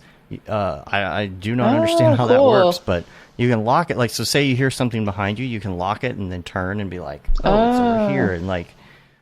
Interesting. I wonder how they do that. Like, interesting. But anyway, really cool. Back to visual. Yeah, y'all travel a lot. Like you go on some trips on the bikes too, right? I've noticed a lot of photos of y'all traveling. And how far do you go when you do a trip like that? Do you stop and? Yeah, like we definitely stop. So I would say part of what I love about it is like you drive for like however long your body can take. Depends on the day, the weather. Yeah. So like I would say the most we've gone in one shot is probably like 3 or 4 hours, and then you stop and have lunch and take your time and usually talk to some people that have bikes and then get going again. We like with COVID going on, like we definitely it was a really good opportunity to like explore BC, which is so big, and there's so many islands, and on a bike it's great because you like basically get VIP to get onto the ferries and everything. Like just get on the front. It's great. And last year we were trying to go all the way up to the Yukon, but we got severely rained out. So we'll have to try that again. But yeah, and also like a California trip is in our future, hopefully. But yeah. Do you feel like it helps like break the monotony of work? And do you ever get ideas while you're so many? Does that help? Yeah, because you're just there with your thoughts, like alone for hours. So I definitely do a lot of thinking. Like yesterday we went for a little ride just up to Squamish, which is like an hour away on the sea to sky here. So beautiful. But I was thinking, because usually I'll make like a Christmas card. It's like bad Photoshop Christmas card and send it out. Nice. And I was like thinking real hard about what I'm going to make this year on my motorcycle. Yeah. Yeah, I feel like when I run, I get a lot of those thoughts because it's just time alone with your brain. Yeah. And it's like something about it. You'll have an idea. You could be sitting in front of all your stuff and Cinema 4D and everything else, and you can't come up with an idea until you leave and are alone with your own thoughts. That's when it comes to you. Yeah, definitely. Or just like moving your body in a different way. I don't know. Yeah. You got to do other things. Sitting's not the best. For sure. Yeah, and by the way, so what other things do you do? What other things do I do? I cycle a lot. We hike a lot. There's so many great hikes here. Before COVID, we were training for beautiful. Yeah. Sorry, I didn't mean to interrupt. Go ahead. No, that's okay. We went for a hike on All Hallows Eve. It was by All Hallows Creek, and I posted a landscape photo, and a couple people messaged me on Instagram. They're like, "Oh, BC's fake. Like this is a simulation. It's not real." Yeah, lots of outdoor stuff. I'm not super into winter sports. Like a lot of people here are, but I like cross country skiing and fat biking, like fat biking on the snow. Oh, it's like are those the like big the wheels? big tires? Yeah, it's so fun. That's cool. That's cool. Yeah. Were you boxing for a while too? I was doing some kickboxing. I haven't done that in a while, but I do really love that. Yeah. And modeling as well. Yeah, I used to model. You got a lot of stuff going on. I know. When I was in Toronto, it was like I would sleep like 4 hours a night. Like I was working at a motorcycle shop on the weekends, like freelancing, working a day job. That's funny. Yeah, modeling, working out. So just all around badass. Yeah. Yeah. Yeah. I think that about sums it up. Yeah. I just needed to be doing a lot of things.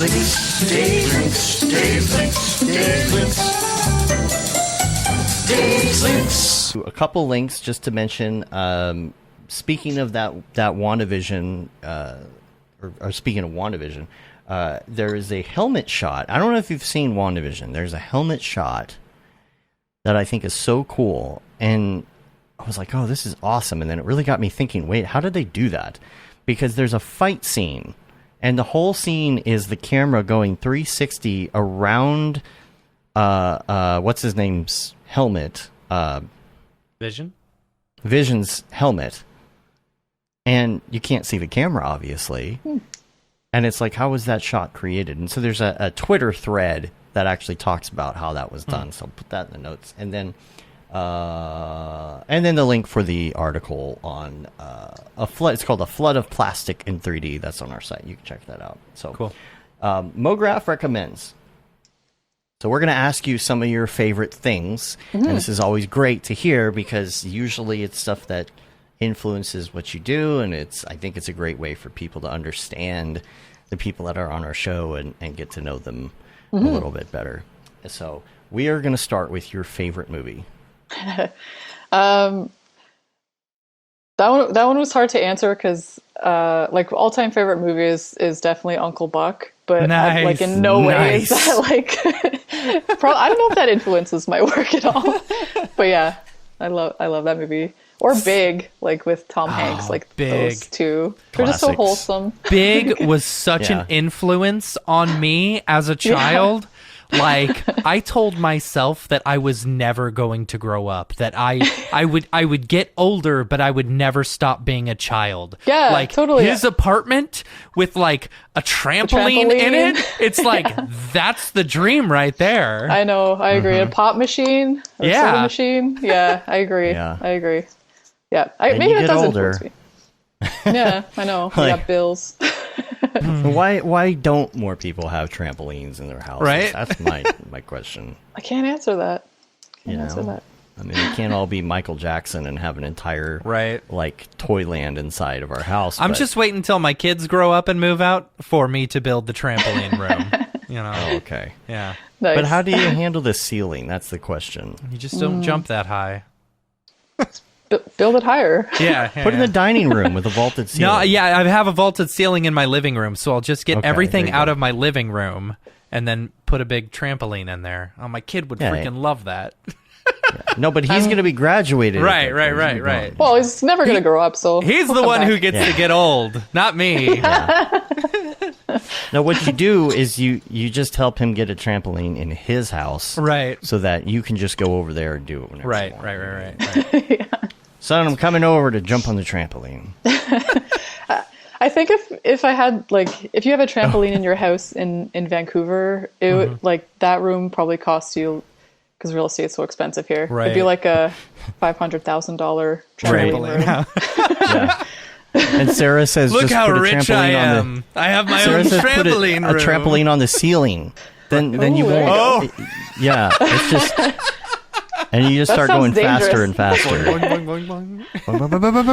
Open a hole to another universe or something. Right? You reach critical velocity and Combust. yeah, you turn into you go supernova and you turn into a black hole. Yeah. Hi, my name is Sashia Dumont. I'm a writer, actor, and filmmaker. Hi, my name is Paul Robinson. I'm a director, DP, and filmmaker. We are the creators and hosts of the Go Gorilla Filmcast, an online source for all things indie film. We are a husband and wife film team and co-owners of Send 3 Productions, and we started this podcast for filmmakers like ourselves who were producing on micro budgets with skeleton crews. Go Gorilla is a weekly podcast that features various talents in TV, film, and web series productions. We've interviewed filmmaker powerhouses like Kestrin Pantera, Richard Raymond, Alex Ferrari, Cassandra Ebner, and Ryan Connolly. Amazing actors like Hannah Ward, Lou Taylor Pucci, Chris Wataski, and Eileen Gruba, groundbreaking cinematographers like Jody Lee Lipes, and Jessica Lee Gagné, and many more. We also offer weekly reviews of our favorite films and shows, which vary from low-budget first-time filmmakers to to A-listers and everyone in between. Go Gorilla is proud to announce that we have officially joined the Mograph Podcast Network. So if you love filmmaking as much as we do, tune in every Sunday for a new episode of the Go Gorilla Filmcast, your source for all things indie film. Now available on the Mograph Podcast Network.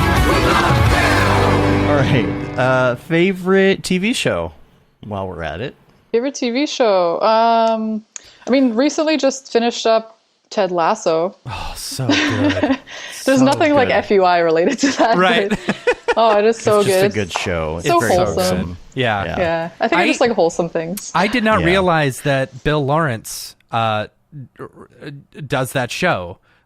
And Bill Lawrence, he's one of my favorites, if not my favorite. Amazing. Love Scrubs. I absolutely love Scrubs. I have watched Scrubs 300 times. He did one of my favorite TV shows ever. It was a cartoon called Clone High. Oh my god! I have this tattoo. Oh, is that the dolphin? It's the What's Up dolphin. Oh my gosh, that's amazing! What's up? Yeah, that is I did great. not know he did Ted Lasso. That She was- makes so much sense now that you say that. Yeah. Yep. Was it Joan was at sleepaway camp or something? And Yeah, then she was sleep deprived and got this stupid tattoo. And this That is is so when I talk funny. about being in Toronto and not sleeping and having 20 jobs, I got this because it was so relatable at the time. Well, I'm that stupid is and I love the amazing. show, but Oh my gosh. Oh my gosh. The Clone High was my absolute favorite. He talks about that all the time. I do. Yeah. I really do. Yeah. You get me and Pickle Nick on Skype together, and that's all we'll do is just quote Clone High all day. Amazing. Right? Amazing. But then he also did Cougar Town. Have you seen Cougar Town? I have not. I'm writing it down. So Cougar Town, it's I wasn't a huge fan of the premise or whatever, or maybe just the name, Yeah. But but I started watching it, and it is a very, very funny show. It's very Bill Lawrence, Amazing. Okay. Yeah. It's on the list. That's awesome. Oh my gosh, I can't believe your tattoo. That's amazing. That's so cool. I always try to find Clone High gifts to send them to my friends who don't know what it is. And there's none. The donkey corn. I always try to find that. There's none. And we were in LA. We were in LA a little while ago, and I kept on quoting, "You could call me. I'm listed in Santa Monica." I shall lay you thrice. I am a honky corn. A donkey corn. Yeah. Brilliant. I have no idea. Oh, it's so Sorry. good. It's so good. Did you hear they're doing a new season? They're going to do a new I heard show. that. Yes. Yep. That is exciting. I hope it actually happens. My whole goal in life was to get rich enough to where I could buy the rights to that show and start making new episodes. Yeah. Oh my gosh. I will. How can I help you get rich? Right? Right? Oh, it's so funny. We'll make our own version of the show. Right? Yeah. Clone University. Clone University, yeah. Well, it Yeah, depends. they Did grew they up. ever get out of that freezer? We don't know. We don't know. Right? Yep. Anyway. Yep. All right. Go on. It's it'll be like Saved by the Bell, the college years. Right? Yeah. Right.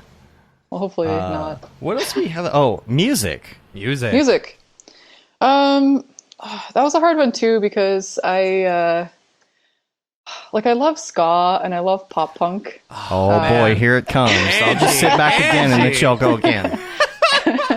One of the last shows that I saw pre-COVID, we flew down to Back to the Beach Festival in California that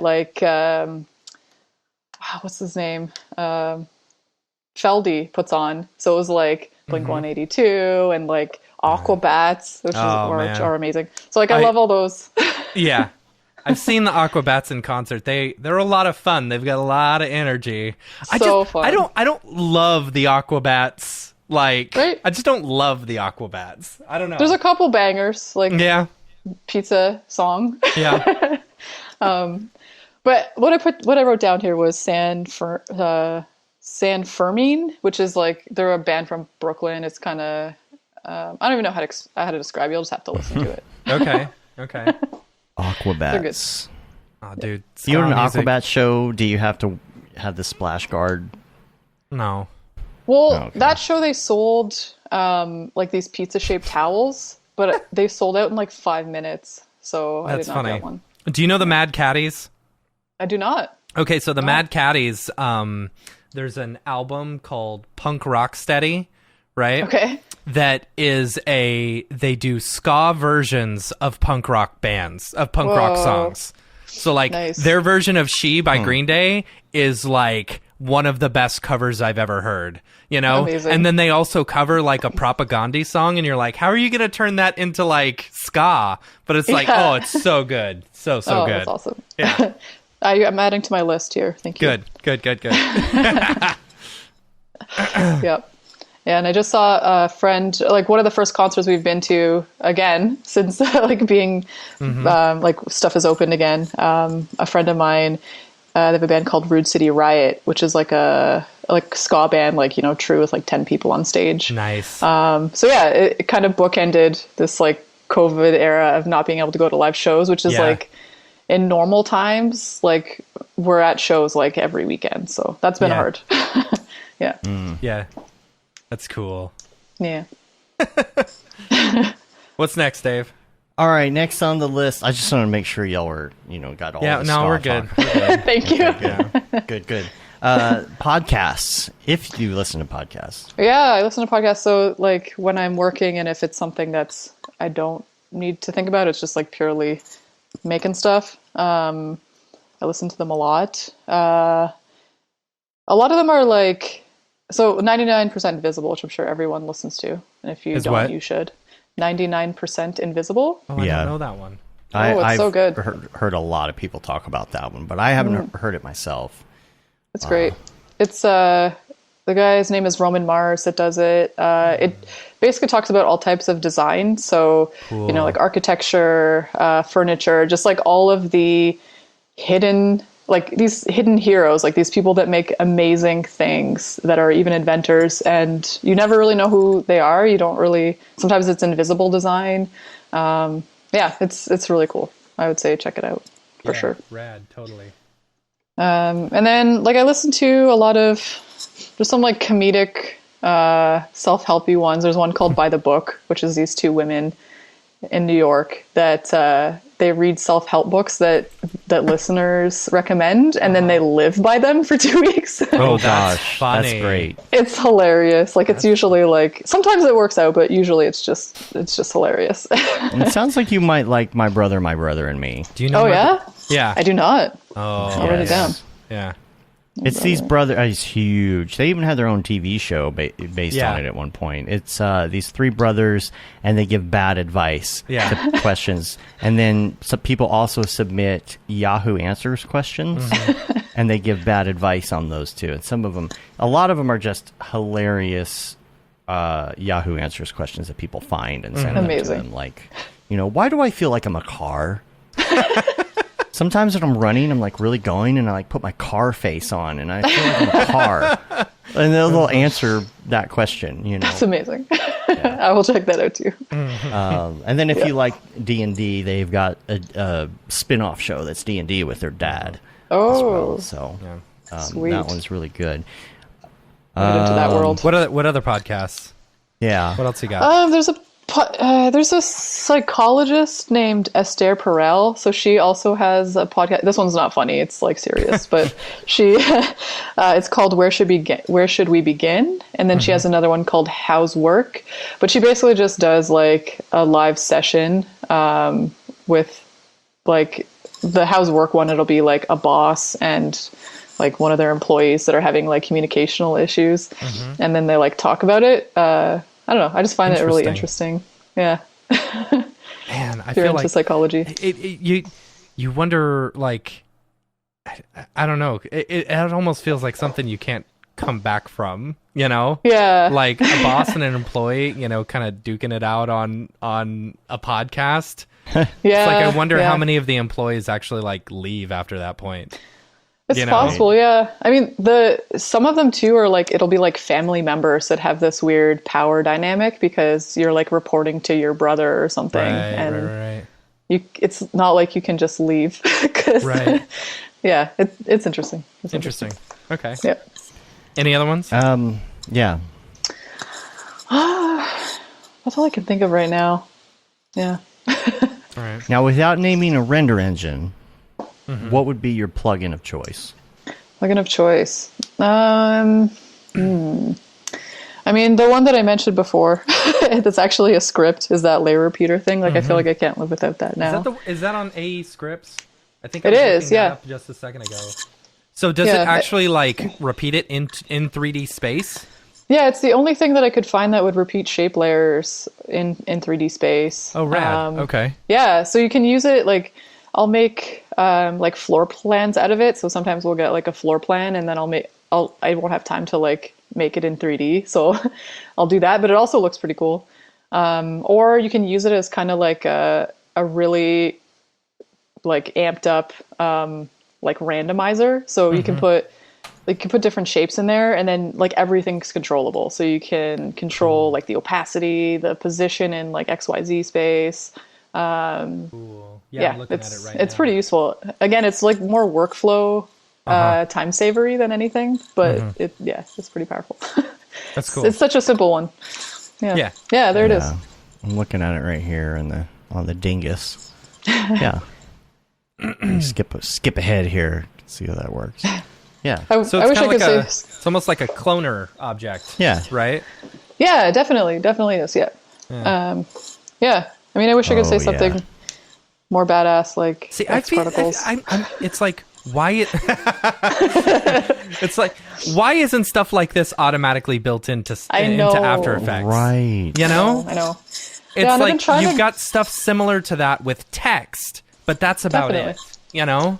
Yeah, I agree. Maybe because people make this stuff, so like, why would we bother? But Yeah. After Effects is just the shell, you know, but still. yeah. And I've been trying to get better at like expressions, because obviously you could probably write this yourself. Yeah. But it's just nice Yeah, that but- somebody else did it already. Yeah. Right. Yeah.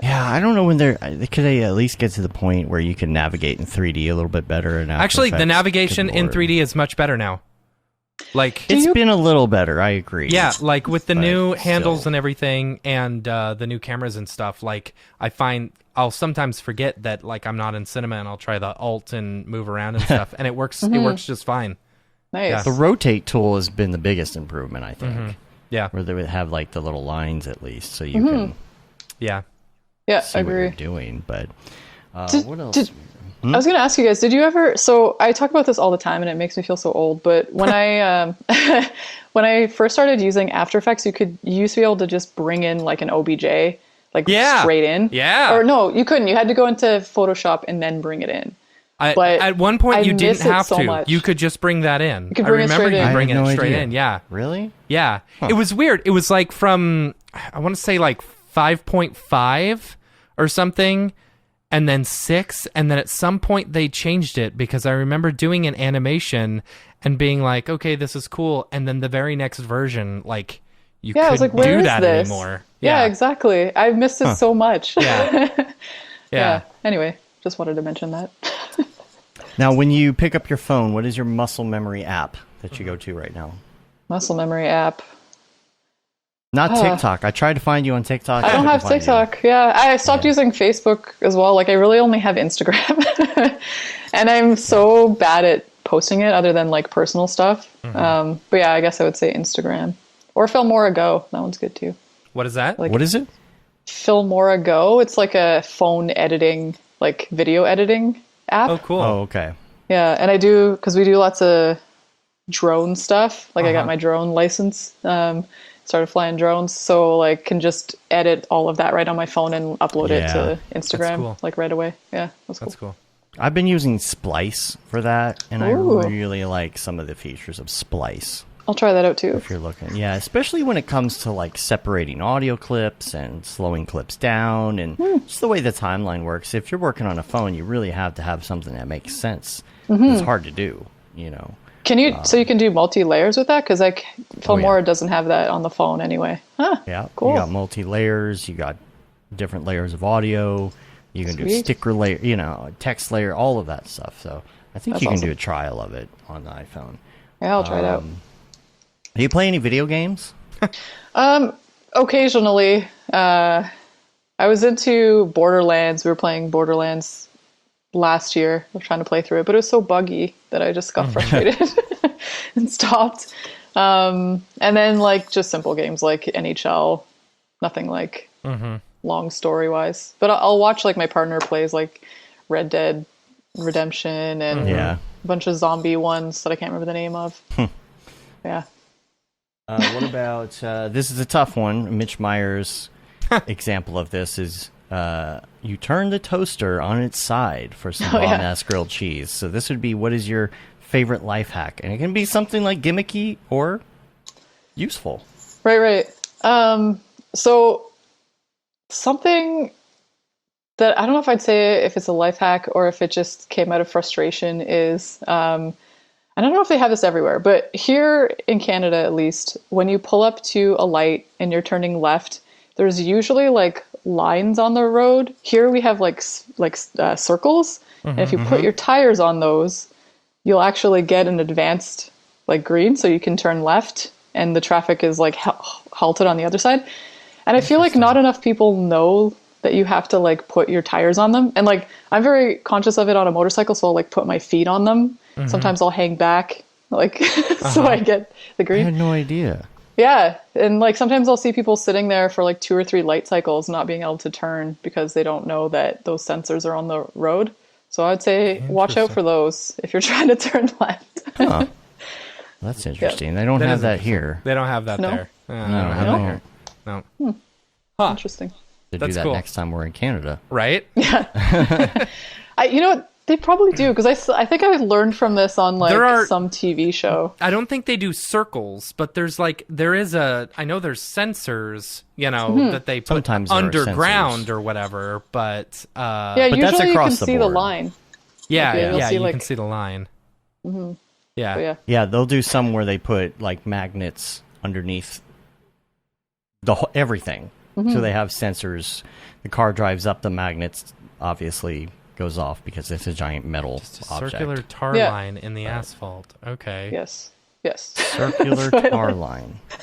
See, we don't have that. I don't know. It's just like a I'll send you a photo later. Yeah, please do. All right, please do. That's funny. Very interesting traditions in Canada. Let me just That's funny. Cool. Yep. Well, that covers that. Are you ready to get into some NFT stuff? Get to the drop? What do you say? Let's go over to the drop. Let's get it over with. Let's get it over with. Okay. Drop. Is this the fucking mic drop? This is exactly what I should be doing. What's up? Oh, geez. What's up, everyone? Welcome to this week's episode of The Drop, your weekly source for all things NFT and crypto art, as well as upcoming drops by notable people in the Mograph industry. I'm Matt Milstead. Joining me, as always, is Dave Koss, and joining us this week is Angie Feret. Hello. Let's see. Yeah, sorry, I didn't have my notes up, and I was getting to it, and I was like, oh, I can do this without my notes, and then I totally bombed that. Let's see. Got to keep it fun, right? All right, cool. There is a few drops on Nifty Gateway this week. Going into the Nifty Gateway Makerspace drop. Oh, I'm really excited about one of these on Makerspace. You guys, y'all are gonna be excited. All right, but first up, we got Nifty Gateway. There was like 5 drops this week, but a couple of them I didn't have any tweets for, so I just went ahead and skipped them. But on the 3rd of November, we've got Hackatow is doing a collector drawing. So if you own one of their pieces, you will get to enter into one of their drawings, which is pretty sweet. Is what? Why does this look like Marceline? I don't know. Click on Hackatow. Like, click on their Twitter. You can see their style. You see the mouth and you see the down here? Yeah. Huh. It's very much their style. Okay. Yeah. Well, not that piece that. right there is beautiful. It's beautiful. Whoa, look at that, how it comes off. Oh, yeah. Yeah. Ah, that's nice. That's cool. Where's the other? See it? Okay, it doesn't look so much like Adventure Time from here. Yeah. Just in that one particular. Yeah. See, that looked like Marceline down there. Yeah. But, yeah. Anyway. That's the 3rd. On the 4th, Marco Mori is doing a drop on Nifty Gateway. Let's see. Oh, this one looked really cool. Whoa. Yeah, really interesting stuff. I like the fire. Yeah. That renders fire. That render is fire. It's funny. No, I'm just giving you the facts. That render Right. is fire. Oh, Pretty hello, cool. cat. Hello, cat. Yeah. And then that's cool. this last one that we've got is for the 6th, and the name is Dave Pollitt. Pull it? Pollitt. Okay. But what's That's interesting pretty- about this, it says Crypto Trader 2, a dynamic NFT I've coded with 12 different states that vary Ooh. depending on the day-over-day trends as well as long-term milestones. I think that is super cool. I love that. Yeah. So like they're able to update like what the artwork looks like based off of, the day and different trends and stuff going on. I think that's super cool. I love that. Like, I think this is the stuff. I think this is probably the first one that I've seen Nifty Gateway do like this, and I'd like to see more of that. Gamification. Yeah, with the gamification type stuff. Yeah. Yeah. Gotcha. Yeah. Yeah. So that's it for Nifty Gateway. Let's go over to Maker's Place. The first one is Zevi G. Lovejoy in Crypto. Zevi G. It's for a Mograph artist, it's kind of simplistic looking stuff. And what annoys me more than anything, if you hit play, that there's no spray that actually comes out of the spray can when they're spray painting. Like, look at this. What happens? Oh, nothing. What? Why? I know. So, this is one of the things. Like, it's the knowing how the sauce is made, right? Right. We do. Is that Yeah, what we you're know getting how at? the sauce. Yeah. And then this is very big into the. It feels like crypto art with the bitcoins and the whatever. What was very this popular made style. in though? I don't know. Like, C4D probably. probably Blender, because Blender's You hear free. Blender's that? free. Yeah, I heard it was free. So, anyway, so that's the second. Next up, on 11/3, the greatest drop to ever happen my of all time. You ready? goodness. MC Hammer. MC Hammer is doing an NFT drop. Wow. Too Yeah. legit. Oh my gosh. Now wait a So- minute. This is a video. Is this a video NFT? I have no idea. I really don't know what it's about. But MC Hammer is doing a drop on Maker's Place. But if you know MC Hammer, like MC Hammer is actually very big in this space. Like he is a very big collector. As I understand, it's really interesting. And he's just big into social media and things in general. Yeah. He's very, very much, nobody manages his social media account. Yeah. You know what I I mean? love Like, myself he's some in it. MC Hammer. Yeah, me too. So yeah, that's super exciting. And then I just keep thinking about my, growing up, being like in 5th grade and getting my first MC Hammer CD. right or wearing those MC Hammer pants. I didn't wear the Hammer Oh man, I pants. wore the No, I MC didn't do Hammer that. pants. I loved them. You had Hammer pants? I had Hammer pants, yo. Did you do like everybody else, or pull them up to your neck? I mean, you could. I don't almost remember like you one had particular to. instance in which I did, but I'm sure I could. I wish we knew more about what this actually was. I want to Right. see what this. Does it say who he's collaborating with? I don't know. You Or When is if it he's out? collaborating? What? Yeah, when is that? When is it? Yeah. It's the 3rd. The 3rd. November 3rd. Okay. It's coming up. Exactly All right. 1 month before my birthday. In case anyone is interested. Yeah, you should get yourself a present. Yeah. An Yeah, MC MC Hammer. Hammer. NFT. Yeah, exactly. Yeah, My wife will be like, Why did you buy this? my wife. Yeah, so then on the 4th, Yiying Lu, I'm not sure whether I'm pronouncing that correctly. The Luminary. I love the colors on this. Really, really pretty, really Ooh, beautiful that's nice. work. Yeah, very bright. Extremely bright. But yeah, Vivid. super, yeah, very vivid. Really pretty Folk work. arty. I love folk art. Yeah. So that's it as far as like the big drops. Let's see. For our community drops, Dave, I'm not sure if you put this on here. I will copy the link. But Gurnge is doing Gurnge finally got his super rare. So finally, thanks to all of us in the space. All of us, you're right. Yeah, all of us rabbling that Gurnge needs to be on super rare. He finally got his super rare invite, and so he's dropping his super rare Genesis November 8th, which is exciting.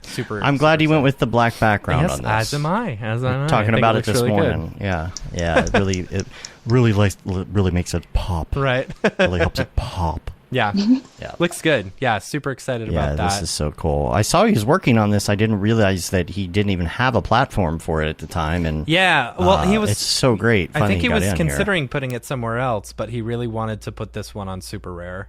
So and then you had everybody twittering about like you need to add Billy and like just nothing. Right. Yeah. Did you see the one that he just sold? I did not. Is it on his Twitter? Yeah. Let me copy the link because I could get it off the Twitter. Are you talking about the cyberpunky looking one? Yeah. Okay, open that up. Right, I just sent it to the link. It sent it in the. Oh the chat. Yes. Yeah, I completely forgot about this. Yeah. I completely forgot. I knew he was doing it. Look up at the top right. Yeah, because he asked me for a file the other day. Yeah, it's the drop. What's up? The drop right there. You see it? So cool. That's awesome. Yeah. I completely forgot about that. Yeah, very I wasn't even looking for it. Yep. Oh, that's so awesome. Thanks, dude. Yeah. Billy's going to be on in a few weeks. We're going to have some serious nerd convos about all the NFT things. All the crypto NFT. So expect a long NFT segment episode. And then last one from Neil. Neil says, "Hey, Matt and Dave, thanks for mentioning our NFT drop on the podcast last week. My brother Sean and I really appreciate it. We wanted to share that our split listings on the 3-part Echo Geometry series dropped on Foundation today. I hope that you can mention it on the podcast. Of course we will. Here's a link to check them out." So, super cool stuff. Super, super cool. Really like it. Yeah. Awesome. Reserve price 1.33 ETH. 1.33 ETH. And that's all I got for NFT stuff this week. So I have some things in the NFT world.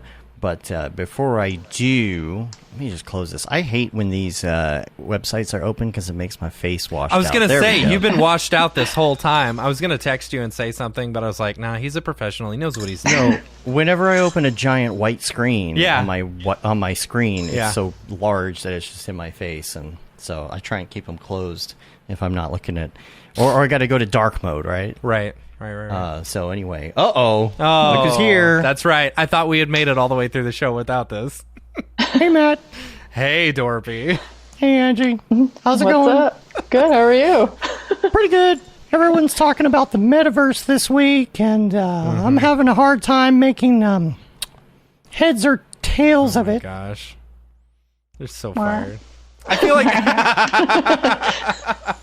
I feel like you've used that joke before. No, I have not. Okay. No, it's obvious. Mark Zuckerberg has been working a lot in the bark round. The bark round? The bark round. What's the bark round? To prove that he's totally human. In the background, right. Yes. He's been working in the bark round to prove that he's totally human and totally not a robot. Right.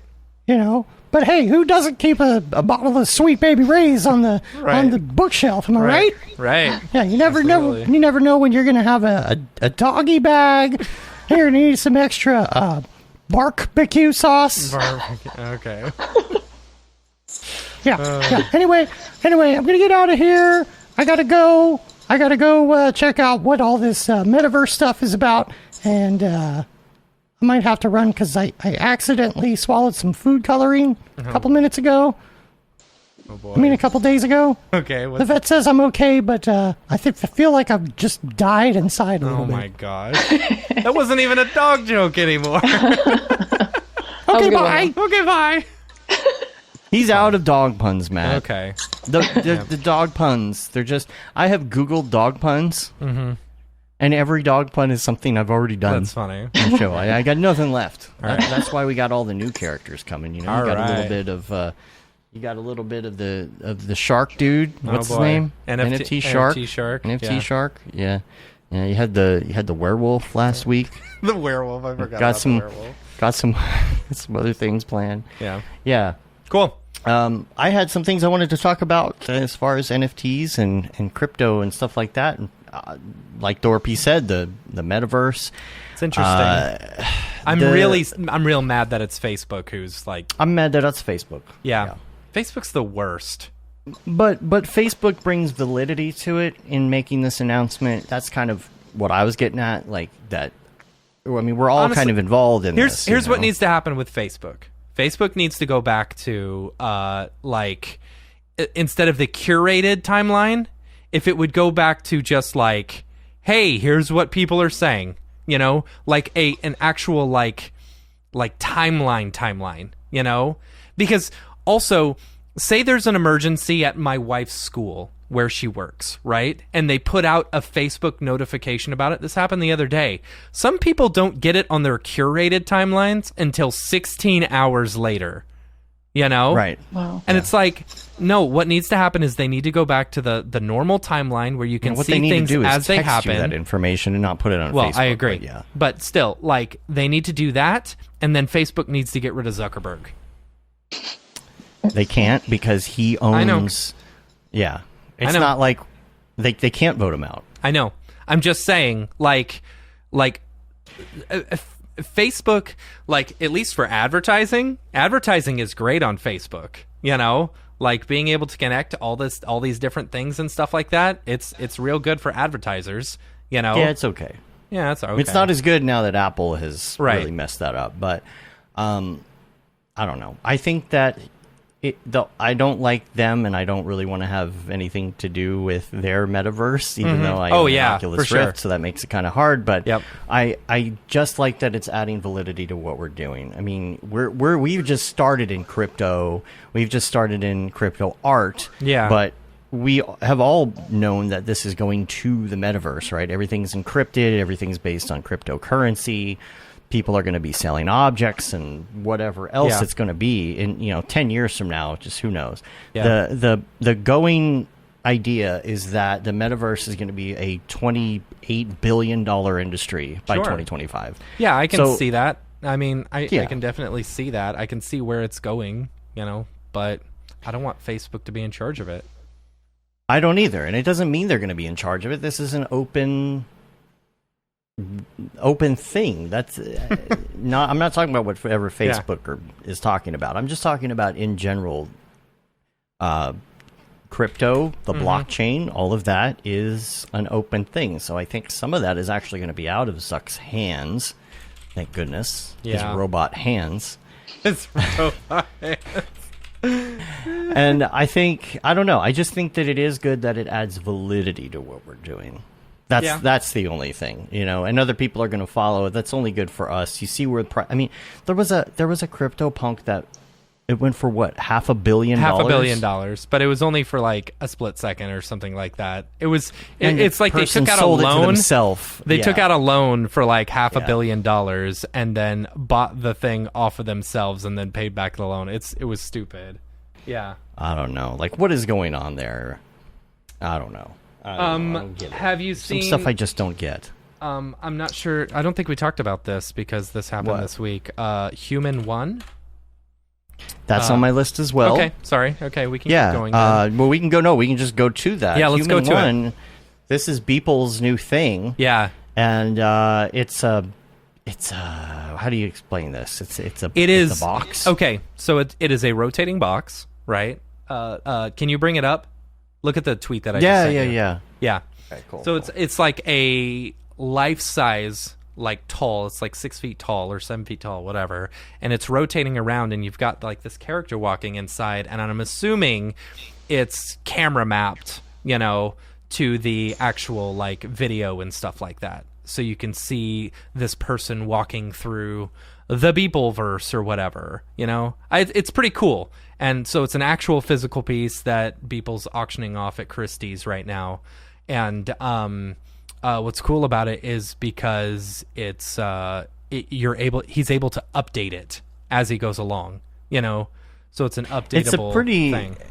Like the concept is very simple, like the way that it works. I mean, you're just going to rotate the camera at a certain rate, and then the platform's going to rotate at that same rate. And as long as they start at the same time, I mean, it's also all right? going to depend on where you're standing as well. You know, because it's not My a question holographic is- display. right? And I'm looking at it now. Are the screens on the outside facing out, or are they inside? Like I can't tell. They're inside the box. No, so there's 4 screens that are Okay, based. let me- I'm pretty let me- sure let me there's pause 4. this. Yeah, thank you. I'm trying to figure this out. There's like, 4 screens, right? I believe. Are they in the inside of the structure? They're inside. Is there a screen on the bottom? No. Or are these on the outside? They're on the facing out. Well, they're on the outside. They're flush with the thing. You know. Okay, It so just anything looks that you're like it's seeing on the inside. inside is fake. Okay, so Right. these are Right. okay. That's Yeah, what I yeah. wasn't sure about. Yeah. But yeah. Okay, It's, well, that it's makes cool. sense. It's a really cool art piece. You know. That's a great piece. Yeah. And So- has this already gone to auction? Or It is no? at Christie's right now. I don't know when it goes to auction. Okay. So. I was just curious. I'm curious what this is going to go for. This is very interesting. Right. It's you know. interesting to see like an actual physical piece, and I'm not sure whether he's actually auctioning off the NFT as well for it. You know. I don't know how you would. I Yeah, I guess don't know. you could. I just wonder what else is coming now, because I feel like he's starting to explore some very interesting realms here. It's interesting seeing him go from like digital artist to now doing digital and physical combined, you know? Like, yeah, I don't know. Anyway. Gonna have to have him on the show again someday. Yeah. He'll do it because he loves us, you know? That's right. He does love us. Right. Does he? I think so. I hope so. He enjoyed Do you camp. love us? He enjoyed camp. Yeah, we haven't had him on since all of this happened, so it'd be Yeah. interesting to do an episode of The Drop Right. with him. Right. Oh my goodness. That will be a long episode. That should be a special. That should be if a that special, happens, yeah. for sure. TV series. Yeah. There is a Billy says there's a version version of this on on OpenSea. Okay, That's cool. interesting. And I'm guessing that it's not. I'm guessing that it's just like a flat version. Wonder if it's rotating around or how that works. Anyway, do we have any other things to hit here? I think we hit it all. We got some links and stuff that are, have to do with this. That'll all be in the show notes. You can check that out in the crypto links. But I believe that's it for the drop. Yeah. If you have any drops that you want us to chill on the show, feel free to email us info@mograph.com and we'll show it off. All right. Let's get back to Let's the show. get out of the drop. Is this the fucking mic drop? This is exactly what I should be doing. Right. Right. We're back. Angie, thank you so much for being on the Yeah. show with us today. Thanks for having me. Yeah, this is awesome. It's nice to catch up. Yeah, totally. Look at that. Over 2 hours already. It goes by Yep. fast, doesn't it? That was so fast. We will. I'm sure we'll see you at NAB. NAB. I hope so. It's happening this Fingers year. I can feel it. I can feel it. Yes. Get the motorcycles ready. Come all the way Yes. down. Yep. That would be awesome. Motorcycle through the desert. Yeah. The border's Yeah, open. thanks a Let's lot. do it. Yeah. Yeah, Yeah. if Thanks people again. want- Thanks yeah. for having me. Thanks for letting me talk about myself. Yeah. Appreciate it. Anytime. And if people want to find you online, where can they find you? And what are your handles? So my Instagram is just Angie Feret, one word, and then my website's angieferret.com. That's pretty much all the social media I have right now. Right on. Cool. Cool. And we're going to get out of here. We got, man, there's a lot going on. Yeah, There's a there lot is. going on. So we got to get it all done. Got to get these courses out and things. Got a lot more stuff we're going to be announcing here pretty soon. You can rate us on iTunes, leave a review, subscribe on your podcatcher of choice. It helps get our ratings up. You can subscribe to our newsletter, which actually should be going out this Thursday, I believe. Is that right? Something Jeremy? like that. Sure. Let's see. You can say you've been there, done that, got the T-shirt with the Mograph logo tee. The Feel the Gosh, I can't speak. You can't Feel the speak. Bab. Bleh. Feel the Bab 2020 shirt. All the profits from that go to Doctors Without Borders. The Render Things T-shirt, hoodie, and long sleeve tee. Make sure you get yourself a nice, comfy Render Things sweatshirt for the wintertime around the campfire.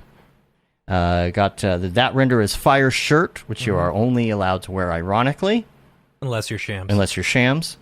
And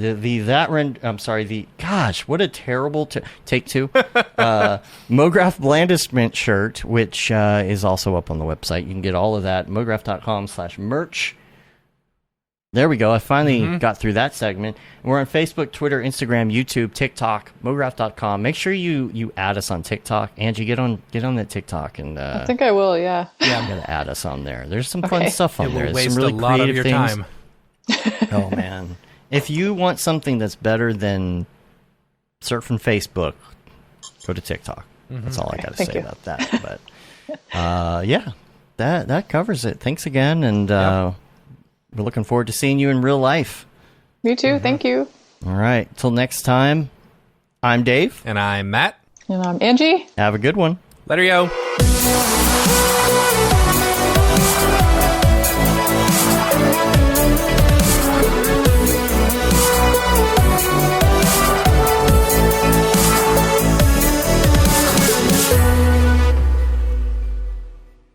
Pretty good, I guess.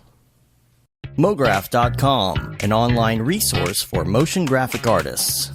Start your week with the Mograph podcast. Industry news, interviews with your favorite artists, and terrible humor. Watch live shows and interviews from Mograph events like NAB, SIGGRAPH, Half-Res, and local meetups. Our Mograph Talks feature live demos and motivation from artists all around the world. Sometimes you gotta make stuff that you're not gonna put on your reel, and I'm not here to judge.